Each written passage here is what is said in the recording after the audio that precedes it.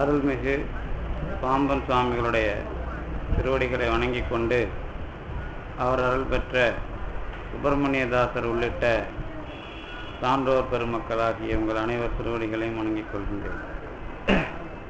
இந்த ஆண்டு 11ஐ முடித்து 12ஆம் ஆண்டு காலடி எடுத்து வைக்கின்ற ஆண்டு விழாவாக இன்றைய நாளை அமைத்திருக்கிறார்கள். அது தொடர்ந்து சொற்பொழிவு என்கிற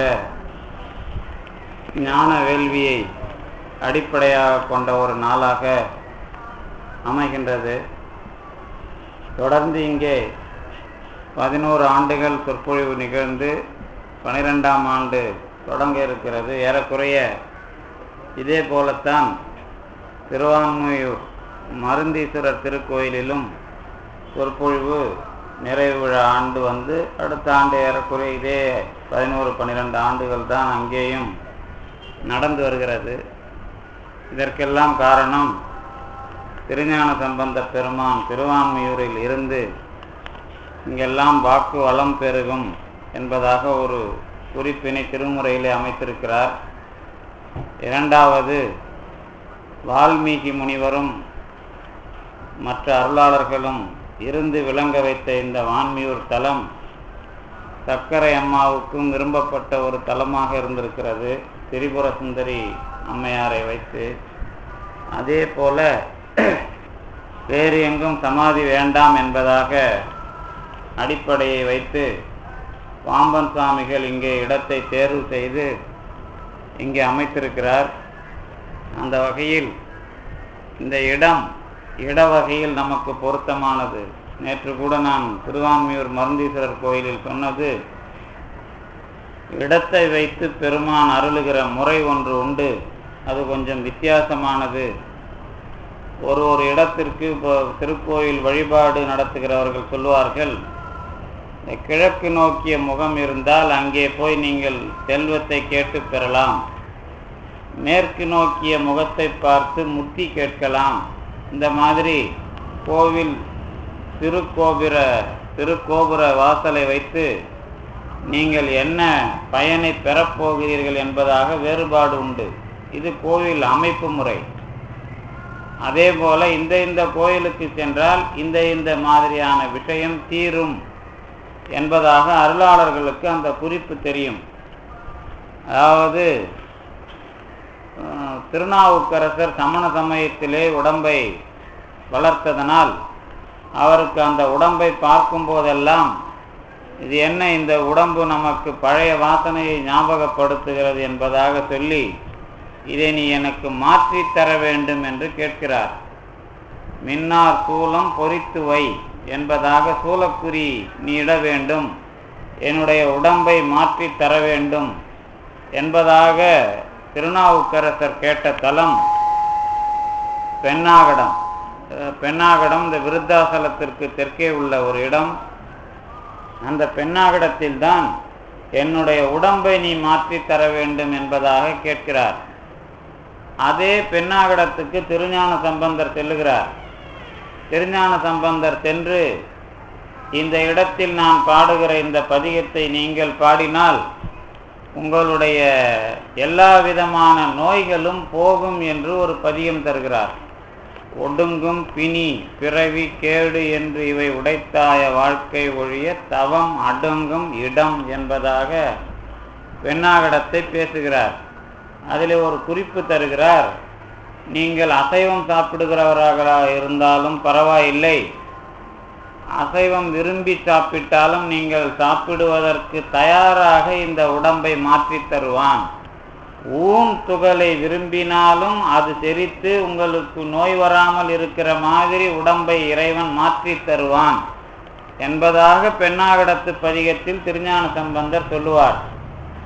அந்த மாதிரி அருள் உலக வரலாற்றில் நம்முடைய திருவான்மியூர் மயிலாப்பூர் இவற்றையெல்லாம் கடந்து திருவொற்றியூர் வரும்பொழுது அந்த இடத்திலே எழுத்தறியும் பெருமான் என்று இறைவனுக்கு பெயர். எல்லா மந்திரங்களும் கடந்த ஒரு அனுபவத்தை அங்கே பெறலாம். அந்த அடிப்படை வள்ளலாருக்கு வாய்க்கிறது அங்கே. நம்முடைய பாம்பன் சுவாமிகள் திருவான்மியூர் என்ற இந்த தலத்தை எடுத்துக்கொண்டதற்கு ஒரு காரணம், ஆன்மீகத்தினுடைய எல்லை என்பதாக ஒரு வரலாறு இருக்கிறது. அது வான்மியூர் என்று எழுதினால் ஒரு பொருள், ஆன்மியூர் என்று எழுதினால் ஒரு பொருள். இந்த திருவான்மியூர் அப்படிங்கிறது நீங்கள் இப்போ திரு இடைக்கழி அப்படின்னு ஒரு ஊர் இருக்கு. திரு இடைக்கழியை சேர்த்து எழுதுனீங்கன்னா திரு விடைக்கழின்னு சேர்த்து எழுதுவோம். இந்த சேர்த்து எழுதுறது, நான் அதுதான் இங்கே முன்னெல்லாம் ஒரு விளையாட்டு விளையாடுவது உண்டு. என்ன விளையாட்டுன்னா இந்த சொல் விளையாட்டு. இந்த தமிழறிஞர்கள் எழுதும்போது இந்த சொல்லை இப்படி பிரித்து எழுது என்பதாக கேட்பார்கள். நான் ஒரு சொல்லை கொடுத்து குளம் பிளஸ்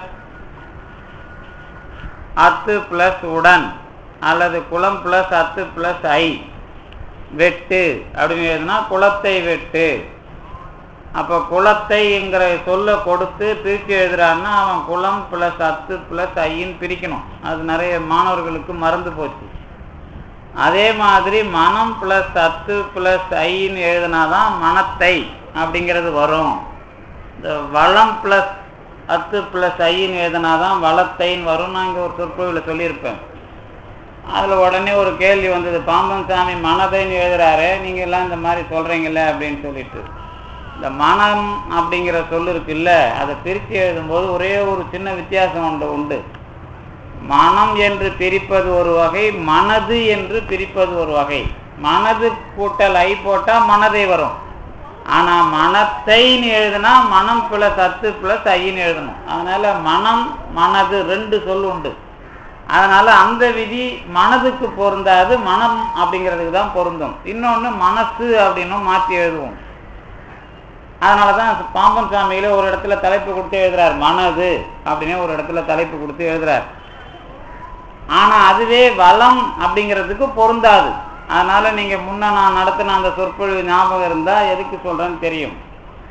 அந்த மாதிரி திருவான்மியூர் அப்படின்னு எழுதுறதுல வால்மீகியை அடிப்படையாக வச்சு எழுதுனா திரு வான்மியூர். அதுவே உடம்படுமை புணர்ச்சியா இருந்தா திரு ஆன்மியூர். அந்த மாதிரி இலக்கண குறிப்பு அதுக்கு அமையும். இந்த ஆன்மீகம் என்பது ஆன்மாவை கடக்க வைக்கிற ஒரு நிகழ்ச்சி. அது கடந்தா அது பெறுகிற நிலைக்கு பேரு வான்மியூர். இது எதை வச்சு நீங்க சொல்றீங்க அப்படின்னு கேட்டீங்கன்னா உங்களுக்கு தெரியும். இந்த வான் கலந்த மாணிக்க வாசக, உன் வாசகத்தை நான் கலந்து பாடுங்கால், தேன் கலந்து, ஞாபகம் இருக்குல்ல. இந்த மாணிக்க வாசகர் வான் கலந்தவர். மாணிக்க வாசகர் எதை போய் கலந்தார் அப்படின்னு கேட்டா வான் கலந்த மாணிக்க வாசகர். அந்த வான் அப்படிங்கிறது தமிழில் வான்மைனா உயர்ந்தது அப்படின்னு ஒரு பொருள் எழுதுவோம். ஆனா வான் என்றால் அதுக்கு என்ன பொருள் அப்படின்னு கேட்டீங்கன்னா வெளி. இந்த வெளி என்பதோட ஆழமான அல்லது உயர்ந்த பொருள் எதுக்கு என்று கேட்டால் தகராலய வெளி.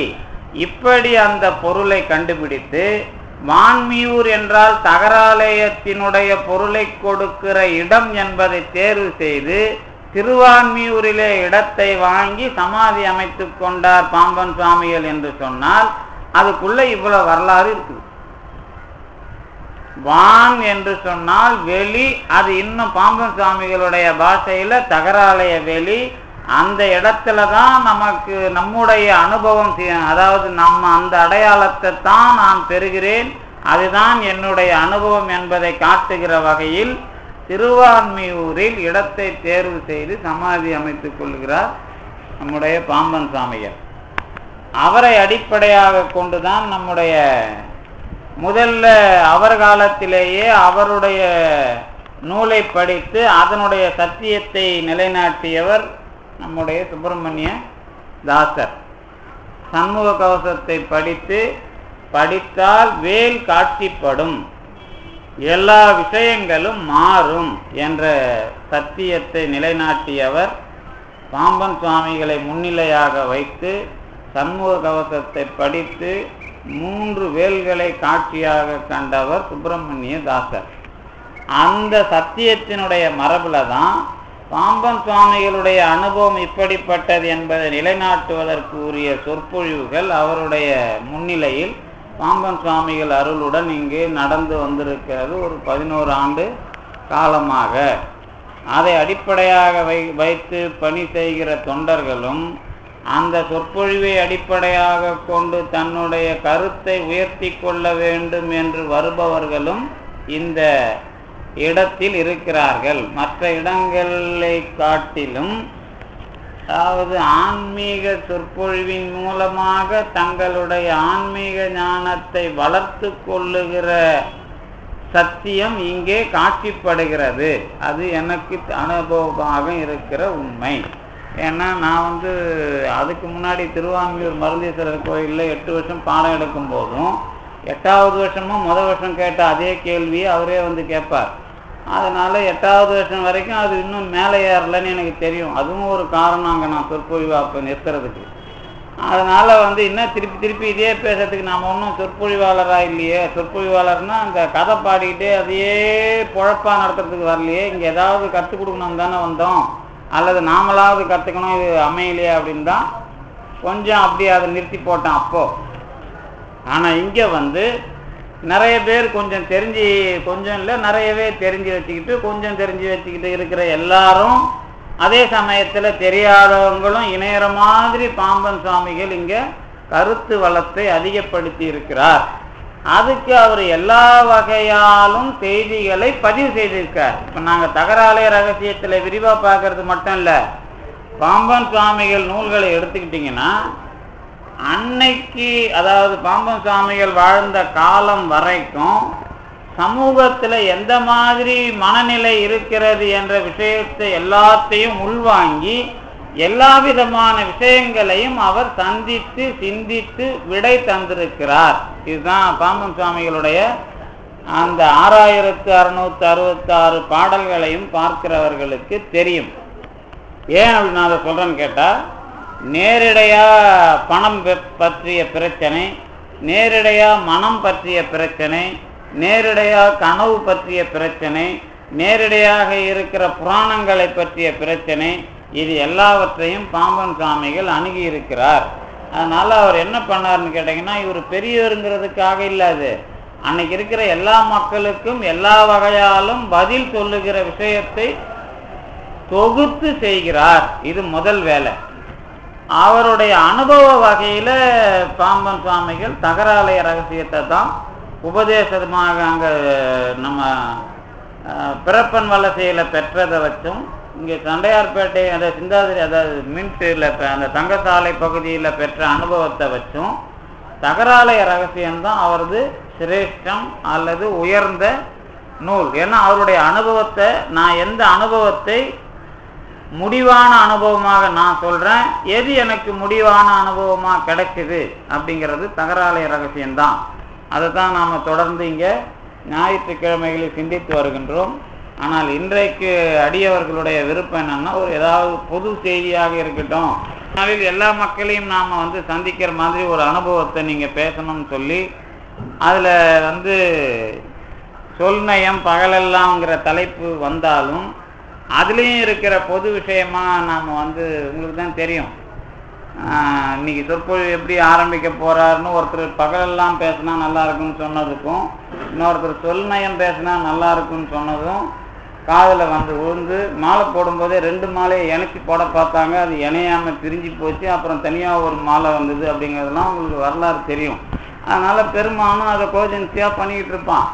அதனால் இப்போ நீங்கள் என்னதான் இருந்தாலும் நீங்கள் ஏதாவது ஒரு விஷயமா இருந்து எல்லாத்தையும் இணைச்சி சொல்லுங்கள். அதுக்கு தான் இவர் என்ன பண்ணார், நம்ம சங்கீத ரத்னா ஐயா துரும்ப தூணாக்கிடுவார். அப்படி துரும்ப தூணாக்குறது இல்லை, துரும்புக்குள்ளே தூண் இருக்குது அப்படிங்கிறது தான் என்ன, அதை நாங்கள் காட்சிப்படுத்துகிறோம் அப்படிங்கிறது தான் உண்மை.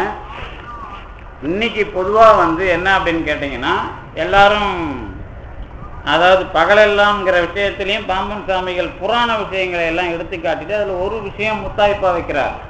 என்ன விஷயம் முத்தாய்ப்பாக வைக்கிறாருன்னா, இந்த என்றைக்கும் இல்லா நோவென்ன வினையாலேயே இன்றைக்கு நாம் எய்த இங்குற்றது ஒன்றுக்கும் அஞ்சாதே.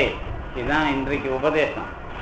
அது அதுதான் முத்தாய்ப்பு. பகலெல்லாம்ங்கிறதுல முத்தாய்ப்பான ஒரு பாடலும் அதுதான். மற்ற பாடல்லாம் நிறைய விவரணைகள், அதாவது புராண விவரணைகளோட கூட தான் அது இருக்கும்.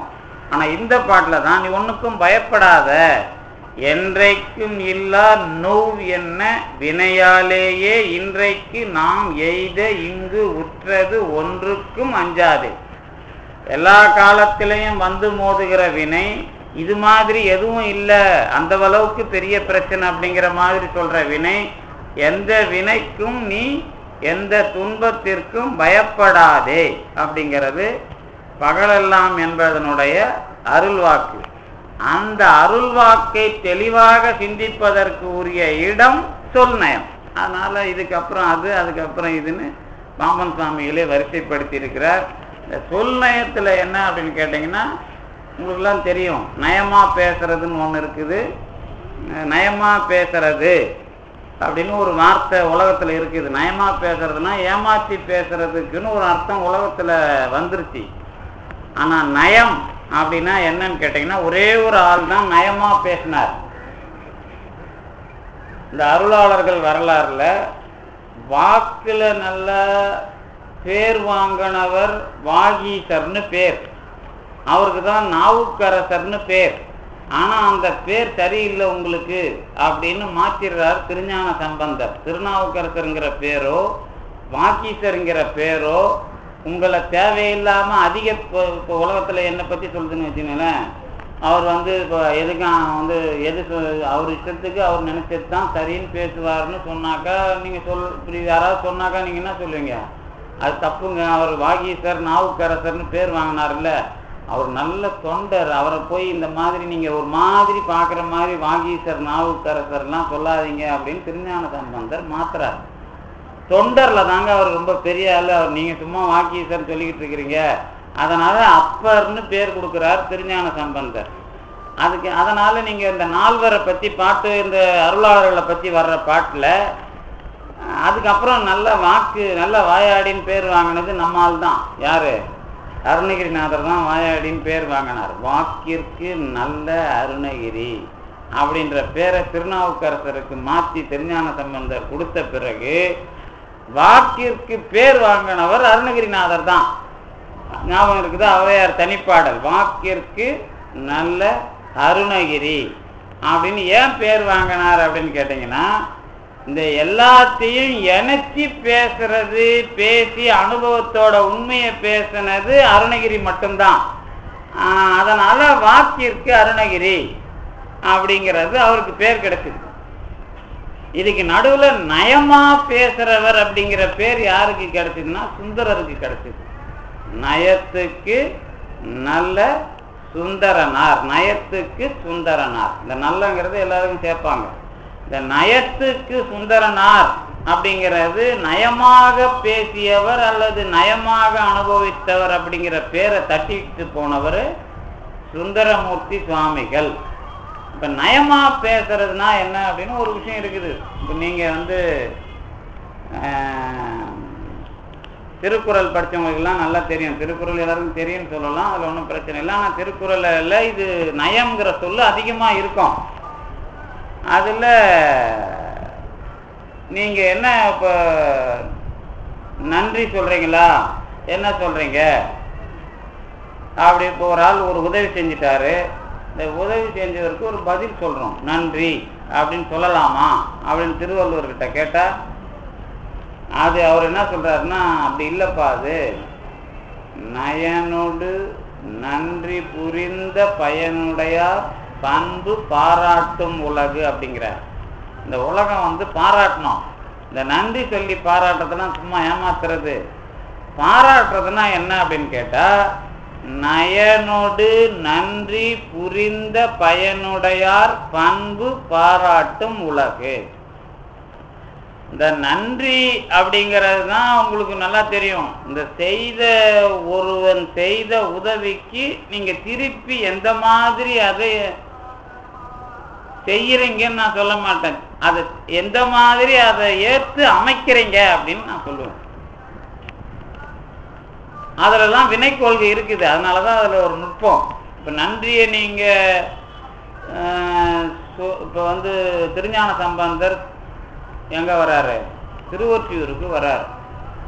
அப்போ ஒரு பாட்டு பாடுறார். என்ன சொல்கிறாருன்னா, இந்த இறைவன் 3 மதில்களை அழித்து நம்மளெல்லாம் காப்பாற்றினா அதை வச்சு தான் நாமெல்லாம் வாழறோம். நன்றியால் வாழ்வது உள்ளம் அப்படின்னு திருஞான சம்பந்தர் திருவொற்றியூர் எதனால வாழுதுன்னா, முப்புறம் அம்பு ஒன்றினால் எரி செய்ததுனால தான் நாம நன்றியினால வாழறோம் அப்படின்னு சொல்றாரு. வாழறதுங்கிறது சரி, ஆனா நன்றியினாலதான் நாம வாழறோமான்னு கொஞ்சம் சீர்தூக்கி பார்க்கணும் அப்படிங்கிறது தான் அதுல இருக்கிற ஒரு புள்ளி. அப்ப நன்றியை வந்து என்ன பண்றோம் அப்படின்னு கேட்டீங்கன்னா, திருவள்ளுவர் அதை நன்றி சொல்றது இல்லப்பா, அப்பவே சொல்லிட்டாங்க போடுது, நன்றின்னு சொல்லிடுவாங்க போடுது திருவள்ளுவர் காலத்திலேயே. அதனால அவர் நீ அப்படி நன்றி சொல்றது இல்ல, நன்றி புரிந்த பயன் அப்படின்னாரு அவர். நன்றி எல்லாம் சொல்லலாம் கூடாது, அது புரிந்த பயன். புரிந்த பயன்னா நன்றியை நீங்க திருப்பி எந்த மாதிரி காட்டுறீங்க அவனுக்கு இல்ல. நீங்க ஒரு ஆள் உதவி செஞ்சா அதுதான் இப்படி சொல்ல, ஒரு மருத்துவர் வந்து மருத்துவருக்கு நீங்க உதவி செய்யறீங்க, அல்லது மருத்துவர் உங்களுக்கு உதவி செய்வார் அப்படின்னு ஒரு விஷயம் வச்சுங்களேன். ஒரு டாக்டருக்கு நீங்க ஹெல்ப் பண்ணியிருக்கிறீங்க, அல்லது அவர் உங்களுக்கு அதுக்கு திருப்பி செய்வார்.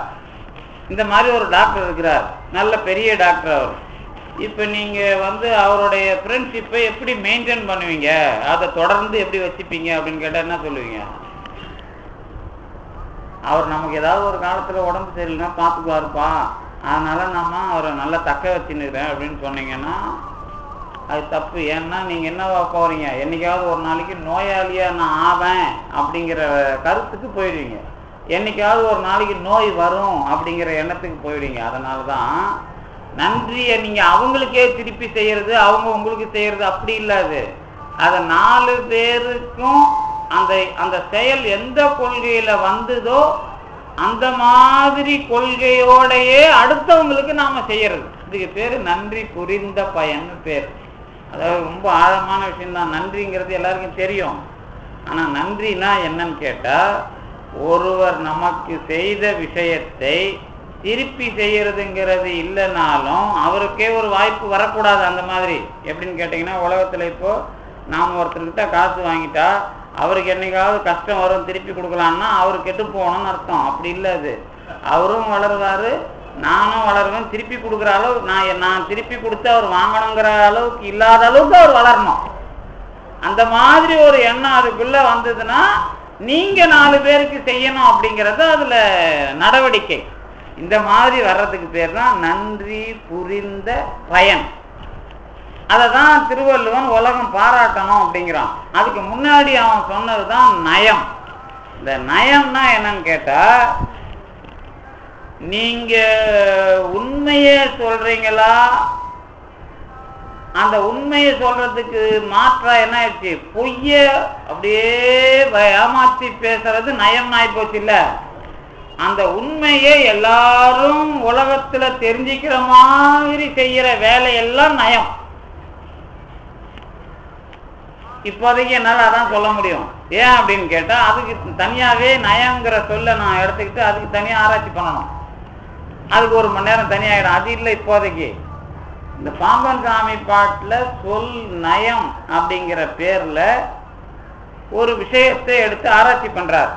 என்ன ஆராய்ச்சி பண்ணுறார் அப்படின்னு கேட்டால், இந்த விதியை மதியால் வெல்லலாம் அப்படின்னு ஒரு சொல்லு வந்துருச்சுப்பா உலகத்தில், இதோட உண்மை அர்த்தம் என்ன அப்படிங்கிறத அவர் ஆராய்ச்சி பண்றார். எதுல? அந்த சொல் நயம்ங்கிற தலைப்புல. அதுக்கு முன்னாடி நீங்க என்ன தெரிஞ்சுக்கணும்னா, இந்த நயத்துக்கு நான் சொன்னேன்ல, நயம்னா உண்மைய எல்லா பிரச்சனைக்குள்ளேயும் தெரிஞ்சுக்கிறது நயம் அப்படின்னு வச்சுங்களேன்.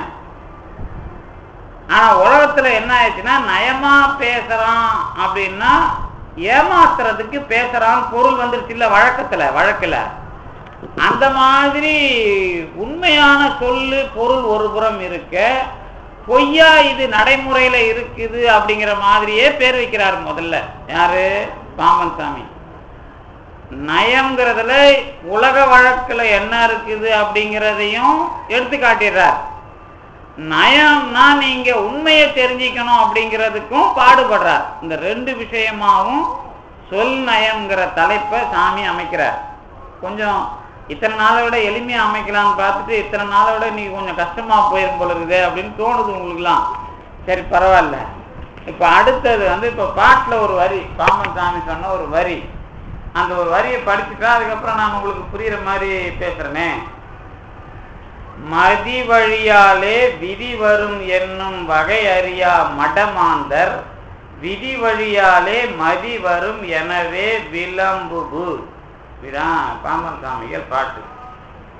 அறிவு போற வழியில தான் விதி வருங்கிற விஷயத்தை தெரியாம அதாவது மதி வரும் எது வழியில, விதி போற வழியில தான் மதி வரும். மதி போற வழியில விதி வருங்கிறது தெரியாம மதி போற வழியில விதி வரும் என்று பேசுகிறார்கள் மடையர்கள் அப்படின்னு நேரடியா சாமி அந்த வார்த்தையை போடுறாரு. இப்ப அதுல என்ன நீங்க பிரச்சனையை தெரிஞ்சுக்கணும்னா முதல்ல ரெண்டு விஷயத்தையும் சாமி சொல்லிடுறாரு. எந்த விஷயத்த? இந்த விதியால் மதியை வெல்லலாம், அது மதியால் விதியை வெல்லலாம் அப்படிங்கிறது சொல்யூஷன். விதி வழி மதி வரும் அப்படிங்கிறது நடைமுறையாக ஏற்றுக்கொண்டிருக்கிறார்கள் மனிதர்கள். இது தப்பு அப்படிங்கிறதான் பாம்பன் சுவாமிகளுடைய வாதம். ஏன்னா உங்களுக்கு குழப்பம், ரெண்டு வார்த்தையும் திருப்பி போட்டா அவர் என்னதான் சொல்ல வர்றாருங்கிற மாதிரி ஒரு குழப்பம் வந்துடுது இல்ல.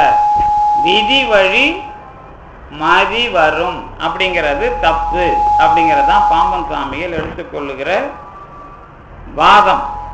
விதி வழியாலே மதி வரும் என்று விளம்புவர் மடமாந்தர். இதுதான் அதுக்கான தொடர். இது பாம்பன் சாமி சொன்ன விஷயத்த இந்த சித்தாந்த ரீதியாகத்தான் பாம்பன் சாமி அதுக்கு மேல மேல தொடர்ந்து விளக்கிட்டு போறாரு. என்ன விளக்குறாருன்னா, இந்த மாயை, கண்மம், ஆணவம், அப்புறம் காரணம், இதுல எது எது முதற் காரணம், துணை காரணம், இதெல்லாம் வச்சுக்கிட்டு இறைவன் படைக்கிறது எதுக்கு படைக்கிறான் அப்படிங்கிற பாட்டை எளிமையா அமைக்கிறார். இப்ப அதுல என்ன பிரச்சனை அப்படின்னு கேட்டா, ஒரு கடைசியா முடிவுக்கு வரும்போது சாமி என்ன பண்ணிடுறாரு அப்படின்னு கேட்டா, எது இருந்தாலும் பரவாயில்ல,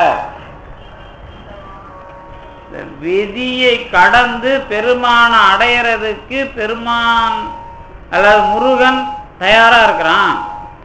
நீ அவன் பேரை சொல்லிட்டாலே உனக்கு வினையிலிருந்து விடுதலை உண்டு அப்படிங்கிறத முடிக்கிறார். இப்ப இந்த விதி வழி மதி அப்படிங்கிறத இப்ப நாம கொஞ்சம் சிந்திக்கணும். என்ன சிந்திக்கணும் அப்படின்னு கேட்டா, இந்த பாடமா இல்லாம கொஞ்சம் ஜென்ரலா சிந்திக்கிறதுனா என்ன அப்படின்னு கேட்டா, தொடர்ந்து இங்க நாம ஒரு அடிப்படை பேசிட்டு வருவோம்ல, நாம ஏன் பிறந்தோம், எதுக்கு பிறந்தோம், அதே பாம்பன் சாமி நேராக சொல்லுவார். இந்த நிறைய பேர் என்ன பண்றான், ஏன் பிரச்சனை இல்லை, இந்த உலகத்துல கடவுள் தான் இதுக்கெல்லாம் காரணம் அப்படின்லாம் சொல்லிட்டு போடுவான். யாரு? இறைவன் எதனால படைச்சான், ஏன் படைச்சான் தெரியாதவெல்லாம் எல்லாத்தையும் இறைவன் தான் காரணம் அப்படிங்கிற மாதிரி இறைவன் மேல பழிய போட்டுறான் அப்படிங்கிறதையும் சிந்திக்கிறார். ஒட்டு மொத்தமா இந்த 10 பாட்டுலையும் அதை பத்தி தான் சிந்தனை. இப்ப அதை நாம நேரா புரிஞ்சுக்கிற மாதிரி பேசணும்னா எப்படி சொல்றது அப்படின்னா, உலக வழக்கு தான் சொல் நயம். கடவுள் என்னை இப்படி படைச்சிட்டான் அப்படின்னு சொல்றீங்களப்பா, அதுவும் தப்பு, அந்த மாதிரி சொல்லாதீங்க அப்படிங்கிறதுக்கு முதல்ல ஒரு விஷயம் வைக்கிறார். கடவுள் உன்னை படைச்சான் அப்படின்னா அவன் இஷ்டத்துக்கு உன்னை படைக்கலப்பா.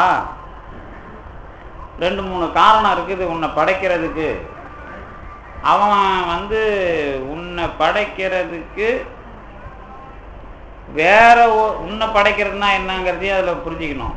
இப்ப நம்மளெல்லாம் படைக்கிறான். இப்ப எளிமையான உதாரணம் எல்லாருக்கும் தெரியும்.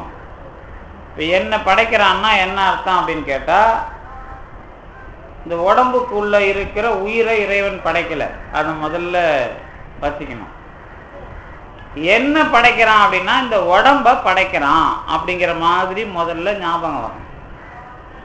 இந்த உடம்ப படைக்கிறான் அப்படிங்கிறதுக்கு உடம்பை எதை வச்சு படைக்கிறான் அப்படின்னு கேட்டா, ஒரு பொருள் மாயைன்னு ஒரு பொருள் இருக்குது, அதுல இருந்து எடுத்து உன்னோட உடம்ப படைக்கிறான் அப்படின்னு முதல்ல தெரிஞ்சுக்கோ. சரி, அது எது மாதிரி அப்படின்னு சொல்லிட்டு பாமன் மூவகை காரணம் ஒன்று தெரிஞ்சுக்கோ. அதுக்கு ஒரு விஷயம் சொல்றாரு, சைவ சித்தாந்தத்தில் சொல்ற விளக்கம்தான். மண்பானை தான் உன் உடம்பு. இத களிமண்ணில் செய்யற மாதிரி உன்னுடைய உடம்பை மாயைங்கிற ஒரு பொருள்ல இருந்து செய்யறான். அதை முதல்ல தெரிஞ்சுக்க. இது ஒரு காரணம். இதுக்கு பேர் தான் முதல் காரணம் அப்படின்னு தெரிஞ்சுக்கோ. இந்த களிமண்ணில இருந்து குடத்தை உருவாக்குறதுக்கு நேரா அது உருவாவாது. அதை ஒரு கொசவன் செய்யணும். அந்த குயவன் மாதிரி ஒரு ஆள் தான் கடவுள் அப்படின்னு அதை முதல்ல விளக்கி, அதுக்கு பேர் என்னன்னு கேட்டா நிமித்த காரணம்னு ஒரு சொல்ல சொல்லி, நிமித்தம்னா யாரால உருவாக்கப்படுகிறதோ அவன் காரணம் அப்படின்னு ஒரு காரணத்தை சொல்லிடுறாரு. இப்ப நிமித்த காரணம் இந்த சொல்ல கண்டு மயங்காதீங்க. யார் மூலமாக ஒன்ன செய்யறாங்களோ அவனுக்கு பேர் நிமித்த காரணம். எது மூலமா செய்யறாங்களோ அதுக்கு பேர் முதல் காரணம். இந்த மாயையிலிருந்து செஞ்சது உடம்பு, செய்யற கொசவன் இறைவன். யாருக்காக இந்த குடத்தை செய்யறான்னா, எல்லாரும் வாங்கி போய் தண்ணி பிடிச்சி சோறாக்கி சாப்பிட்டோம் அப்படின்னு செய்யறான்ல, இந்த பயன்படுத்துகிறவனுக்கு பேர் தான் ஆன்மா அப்படின்னு நீ முதல்ல புரிஞ்சிக்கோ. இந்த குடத்தை செய்யறதுக்கு சக்கரம், சங்கு, அந்த கொம்பு, இந்த மாதிரி விஷயம்தான் இறைவன் இந்த உபாதான காரணம் சில வேலையெல்லாம் வச்சிருக்கிறான். இந்த 3 காரணம் தான் இந்த உடம்பு வர்றதுக்கு முக்கியமான காரணங்கள் அப்படின்னு அது ஒரு பாட்டுல அழகா சொல்லிடுறாரு. இது அவர் சொன்னதுனாலதான் நான் இது இவ்வளவு விரிவா சொல்றேன். இதுல என்ன அடிப்படைன்னு கேட்டா, இந்த உயிரை இறைவன் அவனா படைக்கிறான் நீங்க எந்த காலத்திலையும் மனசுல வைக்க கூடாது. இந்த உடம்ப தான் படைக்கிறான். சரிங்க, இந்த கொசவன் படைக்கிறானே, இறைவன் படைக்கிறானே, இந்த உடம்ப எனக்கு கொடுத்தானே, இந்த உடம்பு என் உடம்பு ஒரு மாதிரி இருக்குது, அவங்க உடம்பு ஒரு மாதிரி இருக்குது, நிறைய அந்த மாதிரி ஏன் ஒற்றுமை ஒரே உடம்பா, அதாவது ஆரோக்கியமான விஷயமாவே இல்லாம வேற வேற மாதிரி இருக்குது? அதுக்கு என்ன காரணம் அப்படிங்கிறதுல தான் இந்த விதி வருது. விதி எங்க வருது? 2 விஷயமா வருது. ஒண்ணு பணக்காரன் வீட்டுல பிறந்தாலும் நோய் வருது, ஏழை வீட்டுல பிறந்தாலும் நோய் வருது. அதனால முதல் கேள்வி எங்கன்னு கேட்டா, எல்லார மாதிரியும் ஒரே மாதிரி விஷயமா ஏன் உடம்பு அமைக்கல, வேறுபாடு ஏன் இருக்கிறது? இதுதான் கேள்வி. இப்ப உங்க மனசுல என்னென்னலாம் வரணும்? உடம்பு மட்டுமா வேற மாதிரி இருக்குது, என் மனசும் வேற மாதிரி இருக்குது, நான் பிறந்த வீடும். இந்த பாரதியார் ஒரு கதையில சொல்லுவார், எப்பா நான் பிறக்கும் போதே பொப்புளி மகாராஜாவுக்கும் பனகல் மகாராஜாவுக்கும் பிறந்திருந்தா ஏன் கஷ்டப்படுறேன் அப்படின்னு எழுதுவார். பனகல் மகாராஜா தெரியும், பனகல் பார்க்குக்கு பேர் வச்சுக்கிறாங்கல்ல, அதே மாதிரி பொப்புளி மகாராஜா இவங்கெல்லாம் அந்த காலத்துல சென்னையோட தொடர்பு கொண்ட பெரிய பெரிய ஜமீன்கள், அவ்வளவுதான், அவங்களாம் சிற்றரசர்கள். இவங்களுக்கெல்லாம் நான் பிள்ளையா பிறந்திருந்தா நான் ஏன் இப்படி கஷ்டப்படுறேன் அப்படின்னு எழுதுவார். அப்புறம் நாம சொல்லுவோம், நீ அவங்களுக்கெல்லாம் பிள்ளையா பிறந்திருந்தா பொறுக்கியா போயிருப்ப, பாரதியா பிறந்திருக்க மாட்டேன்னு நாம இப்படி சொல்லுவோம்.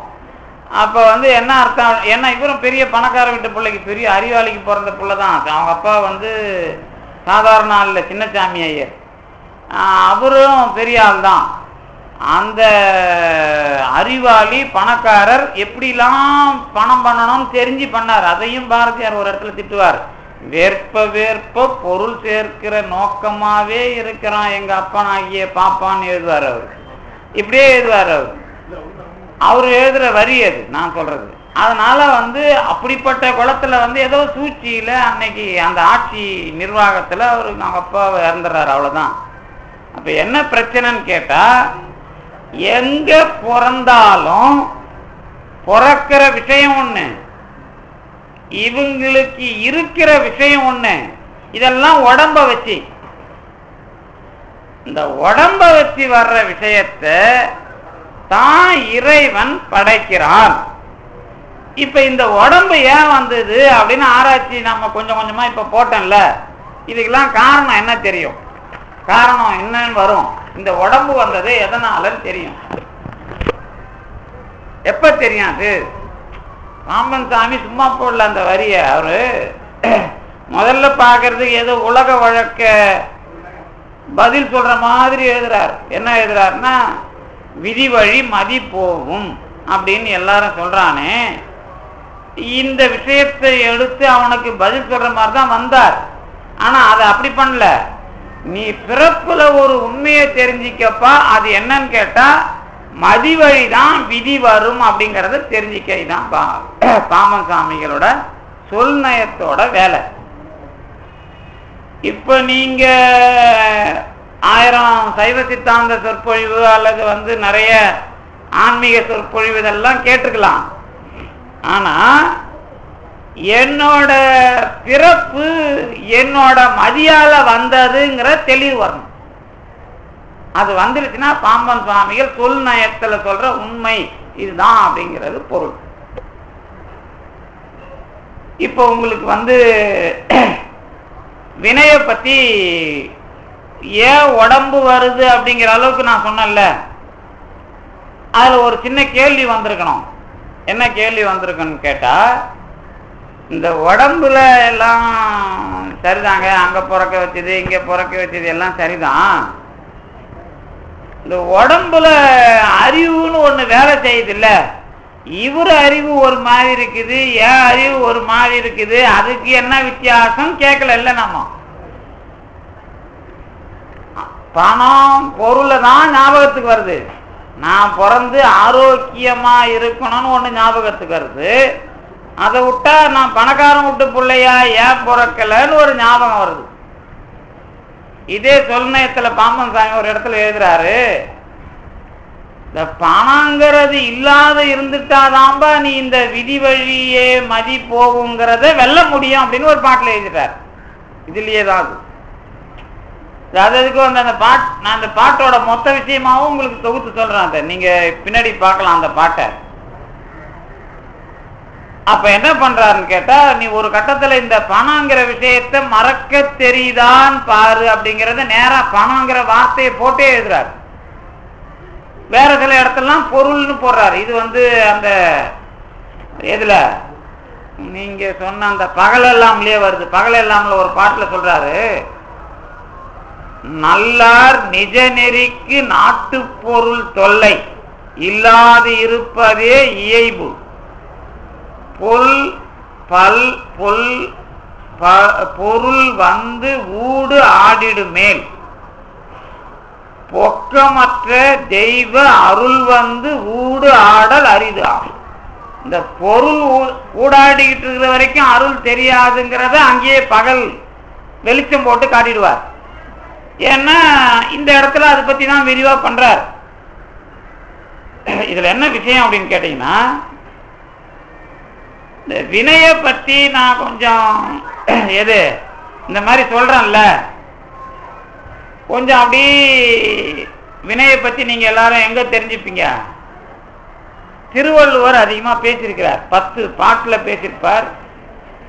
இந்த மத்த வினை தூய்மை அது இதெல்லாம் பேசுறாருல்ல, எது வினை நலம் வினை தூய்மை இந்த மாதிரி நிறைய பாட்டு இருக்கு. வினை செயல் வகை வினை மாற்றி இதெல்லாம் நிறைய இருக்கு. வினை திட்பம் ஆளுமை இதெல்லாம் நிறைய பேசுவார். நீங்க அதெல்லாம் வினைன்னு நினைக்க கூடாது. அங்கெல்லாம் வினையை பத்தி பேசல அவரு.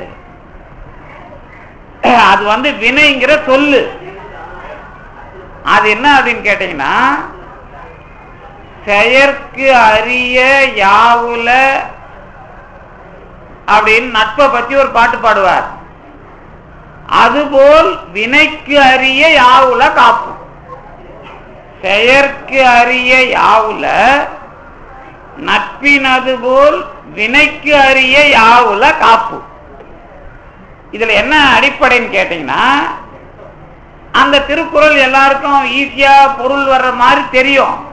ஆனா அந்த திருக்குறள் ஈஸியான பொருள் கிடையாது, எளிமையான பொருள் கிடையாது.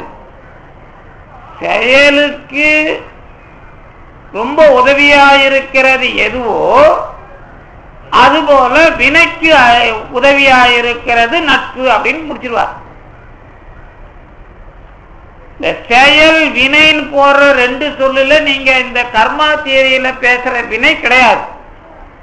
அத முதல்ல ஞாபகம் வச்சுக்கணும். வினைங்கிற சொல்லு நமக்கு முதல்ல அதுக்கு வரல, செயல் தான் வினை.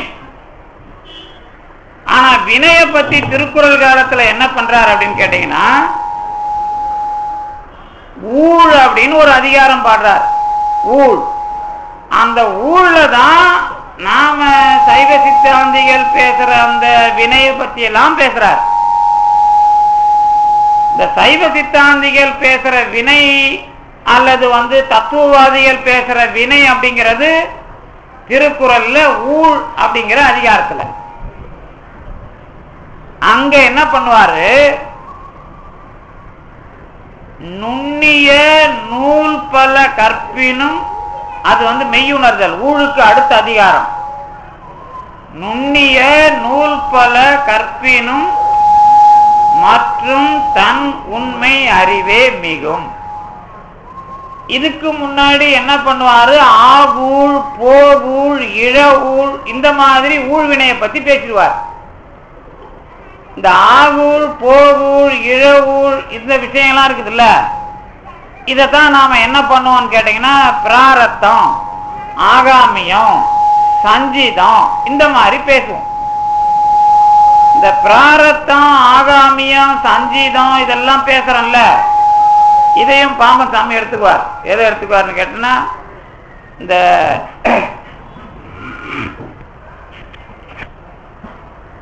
எப்ப எது வருது, எதுக்காக நீங்க இதெல்லாம் பண்றீங்க அப்படிங்கிறது, எப்ப அது கெடும் அப்படிங்கறதெல்லாம் ஒரு 7வது பாட்டுல சொல்நயத்துல வைக்கிறார். அத நான் பின்னாடி சொல்றேன். அது ஒரு உபாயம். இதுல என்ன அப்படின்னு கேட்டா, ஆகூழ், போகூழ் இந்த ரெண்டை நீங்க உலகத்துல எல்லாருக்கும் தெரிஞ்சு வச்சிருப்பீங்க. நடக்கிறப்பதான் நடக்கும், போறப்ப போயிடும். இது ரெண்டும் எல்லாருக்கும் தெரியும். இந்த நடக்கிறப்பதான் நடக்கும் அப்படிங்கிறது ஆகும், போறப்பதான் போயிடும் அப்படிங்கிறது போகும். இத கொஞ்சம் ஔவையார் இன்னும் கொஞ்சம் விரிவா எடுத்துக்கிறாங்க. ஔவையார் என்ன பண்றாங்கன்னா, ஒரு மெத்தடாலஜிக்கு சொல்றேனே, இதெல்லாம் நீ என்னதான் எதிர்பார்த்தாலும் நடக்கும்னு இருந்தாதான் நடக்கும். நீ நடக்கணும்னு நினைக்கிறல்ல, அது நடக்காதுன்னா நடக்காது. நீ நடக்காது, இது வேணான்னு நினைக்கிறல்ல, அது போகாது, போகணும்னு இருந்தாதான் போகும். இந்த மாதிரி வினையில ரொம்ப அழகா மாத்தி மாத்தி ஔவையார் பேசுறாங்க. இதெல்லாம் உங்களுக்கு ஞாபகம் வந்துருச்சுன்னு சொன்னா, இதுக்கும் நம்ம அறிவுக்கும் என்ன வித்தியாசம் அப்படின்னு தெரிஞ்சுக்கணும். எதுக்கு இப்ப நாம வந்த முக்கியமான இடம், நீங்க இந்த தத்துவத்தை நான் வேகமா பேசுற மாதிரி இதை பேசினாக்க நீங்க கேட்கறதுக்கு தான் நல்லா இருக்கும். வினைனா என்னன்னு தெரிஞ்சிக்க மாட்டீங்க கடைசி வரைக்கும். அதனாலதான் கொஞ்சம் அதை திருப்பி திருப்பி நான் இழுத்து பிடிச்சி வச்சு கேட்கிறேன். இப்ப நீங்க கேட்டிருப்பீங்க, எதை எல்லா சொற்பொழிவுலையும் கர்மாவை பத்தி, விதியை பத்தி எல்லாரும் பேசியிருப்பாங்க. ஆனா பாம்பன் சாமிகள் இந்த 10 பாட்டை எடுத்துக்கிட்டு என்ன பேச வர்றார் அப்படிங்கறத நேரடியா நான் உங்ககிட்ட சொல்றேன்.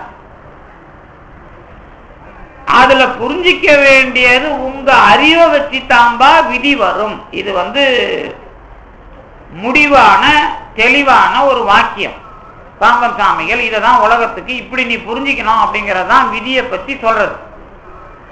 இதை புரிஞ்சிக்கிறதுக்கு நீங்க என்ன பண்ணணும் அப்படின்னு கேட்டீங்கன்னா, இந்த விதி வருது போகுது அப்படிங்கிற விஷயத்துல விதியும் நீங்களும் யாருங்கிறத தெரிஞ்சுக்கிட்டா சரி. இப்ப விதியை பத்தி நீங்க என்ன தெரிஞ்சு வச்சுக்கிறீங்கன்னு கேட்டா என்ன சொல்லுவீங்க? இந்த விதியோட எல்லையே நீங்க இன்னைக்கு புரிஞ்சுக்கணும். அதான் இந்த ஆண்டு விழா சொற்பொழிவோட சிறப்பு சொற்பொழிவுனா அது சரியா இருந்ததுன்னு அர்த்தம். நான் விதியை பத்தி நானும் பேசியிருப்பேன், நீங்களும் கேட்டிருப்பீங்க. என்ன இந்த விதி தான் இந்த உலகத்துல செலுத்துதுங்கிறது தான் நமக்கு தெரிஞ்ச உண்மை. பாம்பன் சாமிகள் சொல்ற உண்மை இல்லப்பா, உங்க மதி தான் இந்த விதிக்கு காரணம் அப்படிங்கிறது பாம்பன் சாமிகள் சொல்ற உண்மை. இந்த உண்மையை இப்ப நீங்க உங்க வாழ்க்கையிலேயே நாம தெளிவடையணும். அதுக்கு என்ன வழி? விதி அப்படிங்கிறது உங்க வாழ்க்கையில எங்க வருது அப்படிங்கிறத தெளிவா காட்டணும். எங்க வந்தது? பிள்ளையில வந்தது, மனைவியில வந்தது, கணவன்ல வந்தது, செல்வத்துல வந்தது. இதெல்லாம் விதி தானே நினைக்கிறோம். என்ன கேள்வி கேட்பேன்? இப்போ நான் என்ன கேள்வி கேட்பேன்? உங்க விதிக்கும் உங்க மனைவி விதிக்கும் சம்பந்தம் இருக்குதான்னு கேட்பேன்.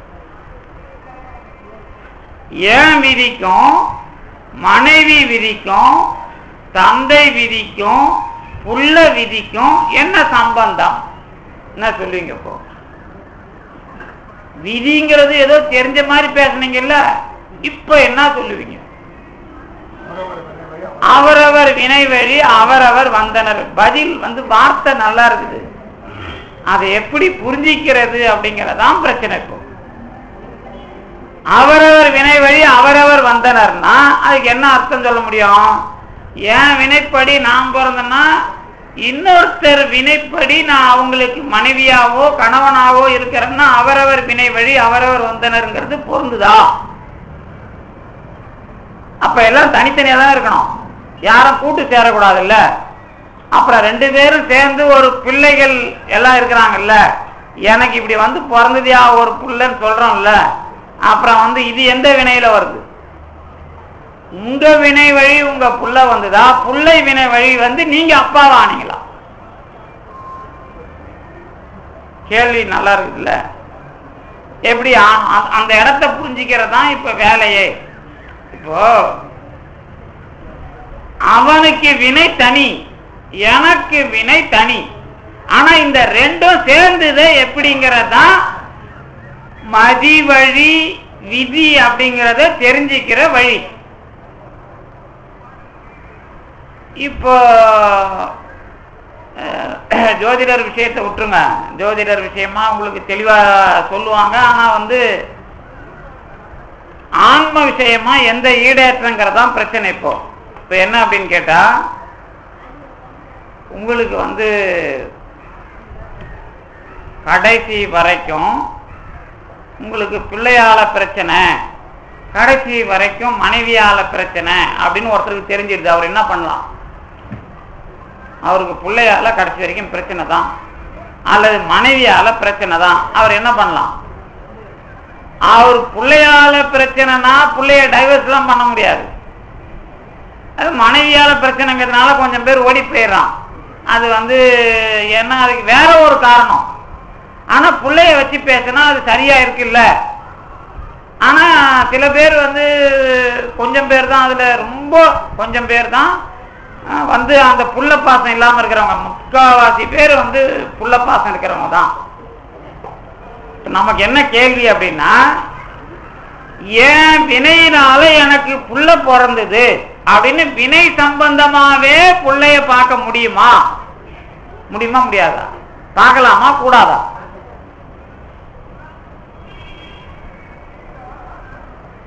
உங்க வினைக்கும் புள்ள வினைக்கும் இப்ப நான் இப்படி புரிஞ்சுக்கினா கரெக்டா இருக்கும். இந்த இடத்த நீங்க மனசுக்குள்ள எப்படி ஏத்துறீங்கன்றதுனாலதான் நான் ரொம்ப கஷ்டப்படுறேன். தொண்டைனால மட்டும் இல்ல, மனசுக்குள்ள வினைக்கு நீங்க ஒரு வடிவம் கொடுக்கணும். எப்படி கொடுக்கணும்னு கேட்டா,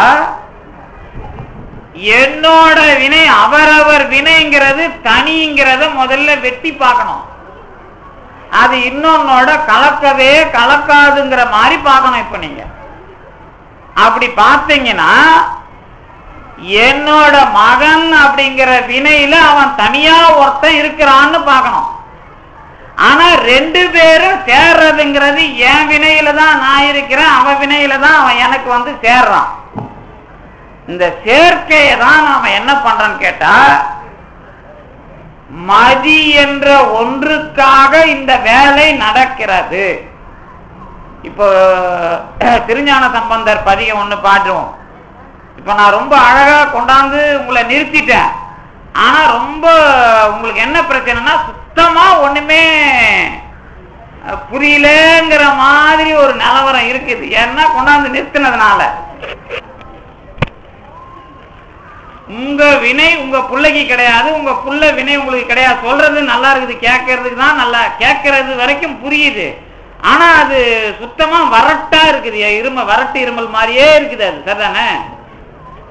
அது என்ன அர்த்தம்னு கேட்டா, இப்ப நான் பண்றேன்ல எல்லாம். இப்ப நீங்க ஒரு வேலை பண்ணிட்டு இங்க பிறந்திருக்கிறீங்க. ஒரு குறிப்பிட்ட அப்பாவுக்கு தான் பிள்ளையா பிறந்திருக்கிறீங்க. இப்ப எங்க அப்பா அவர் நான் இந்த கோயிலுக்கெல்லாம் போய் தவம் இருந்து என்ன பெத்தன்னு சொல்லுவார். அப்ப அவரோட வினை எனக்கு வந்ததா இல்லையான்னு ஒரு பையன் கேட்டா என்ன சொல்லுவோம்? என்ன ஒன்றும் புரியலையே. அப்பா வந்து வினைய அவரு சாஸ்திரப்படி அவர் வந்து மகப்பேறு இல்லைன்னு முடிவாயிடுச்சான்னு பார்க்கணும், நல்ல ஜோதிடர்கிட்ட கொடுத்து, அல்லது நல்ல டாக்டர்லாம் டெஸ்ட் பண்ணி அவருக்கு பிள்ளை பிறக்காது அப்படின்னு முடிவுக்கு வந்த பிறகு பிறந்த பிள்ளையான்னு நான் கேட்கணும் போல. இல்லைங்க, அவரு ஏதோ ஜோசிகார தப்பா சொல்லிட்டாரு, இப்ப புள்ள இந்த சமயத்துலதான் ஏதோ ஒண்ணுக்கு பிறகு இது பிறக்குது அப்படின்னு ஜாதகத்துல இருந்து பிறந்தாலும் விதிதான், இல்லாம பிறந்தாலும் விதிதான். அதை ஏத்துக்க முடியுமா? இப்ப இந்த பிறப்புல என்னென்ன மாதிரி விதி வேலை செய்யுதுன்னா அதை ஒண்ணு ஞாபகம் வச்சுங்களேன். உங்களுக்கு சொல்லியிருப்பேன், ஞாபகம் வச்சுங்க. இப்ப நீங்க ஒன்னு அடையறீங்கன்னு வச்சுங்களேன், பேரு, அதுவும் வினைதான். ஒண்ணு உங்களை விட்டு போகுதுன்னு வச்சுங்களேன், அதுவும் விதிதான். ஒரு இன்பம் உங்களுக்கு கிடைக்குதுன்னு வச்சுங்களேன், அதுவும் விதிதான். ஒரு துன்பம் உங்களுக்கு வருதுன்னு வச்சுங்களேன், அதுவும் விதிதான். ஒரு நோய் உங்களுக்கு வருதுன்னு வச்சுங்களேன், அதுவும் விதிதான். இந்த முதுமைன்னு ஒண்ணு வருது இல்ல, அதுவும் விதிதான். இறப்புன்னு ஒண்ணு வருது இல்ல, அதுவும் விதிதான். இப்ப மொத்தம் எத்தனை சொன்னேன்? அந்த 6 தான் விதி.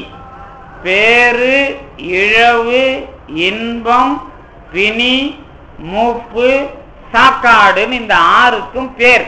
பேருனா உங்களை வந்து சேர்ற ஒண்ணு, இழவுனா உங்களை விட்டு போற ஒண்ணு, இன்பம் உங்களுக்கு தெரிஞ்சதுதான் மகிழ்ச்சி, அப்புறம் நோய், அதுக்கப்புறம் மூப்பு, இந்த மூப்புங்கிறது தான் முதுமை, அதுக்கப்புறம் சாக்காடு என்கிற மரணம். இந்த 6ம் இந்த பிறவியில நமக்கு முடிவு செய்யப்பட்டு நமக்கு தரப்படுகிற உடல் தான் விதி. இதுதான் பிறப்பு. பிறப்போட விதி என்ன அப்படின்னு கேட்டா, இந்த பேரு, இழவு, இன்பம், பிணி, மூப்பு, சாக்காடு என்ற 6ஐயும் கருவுலையே வச்சு பெருமான் உருவாக்குற விஷயம்தான் பிறப்பு. இததான் பிறப்பு என்னும் பேதமை அப்படின்னு திருவள்ளுவர் சொன்னார். இப்போ இந்த பிறப்புல இந்த 6 வச்சு இத வெல்ல முடியுமா வெல்ல முடியாதா அப்படிங்கிறதுக்கு தான் என்ன பதில் வந்தது? விதியை மதியால் வெல்லலாம் அப்படிங்கிறது வந்தது.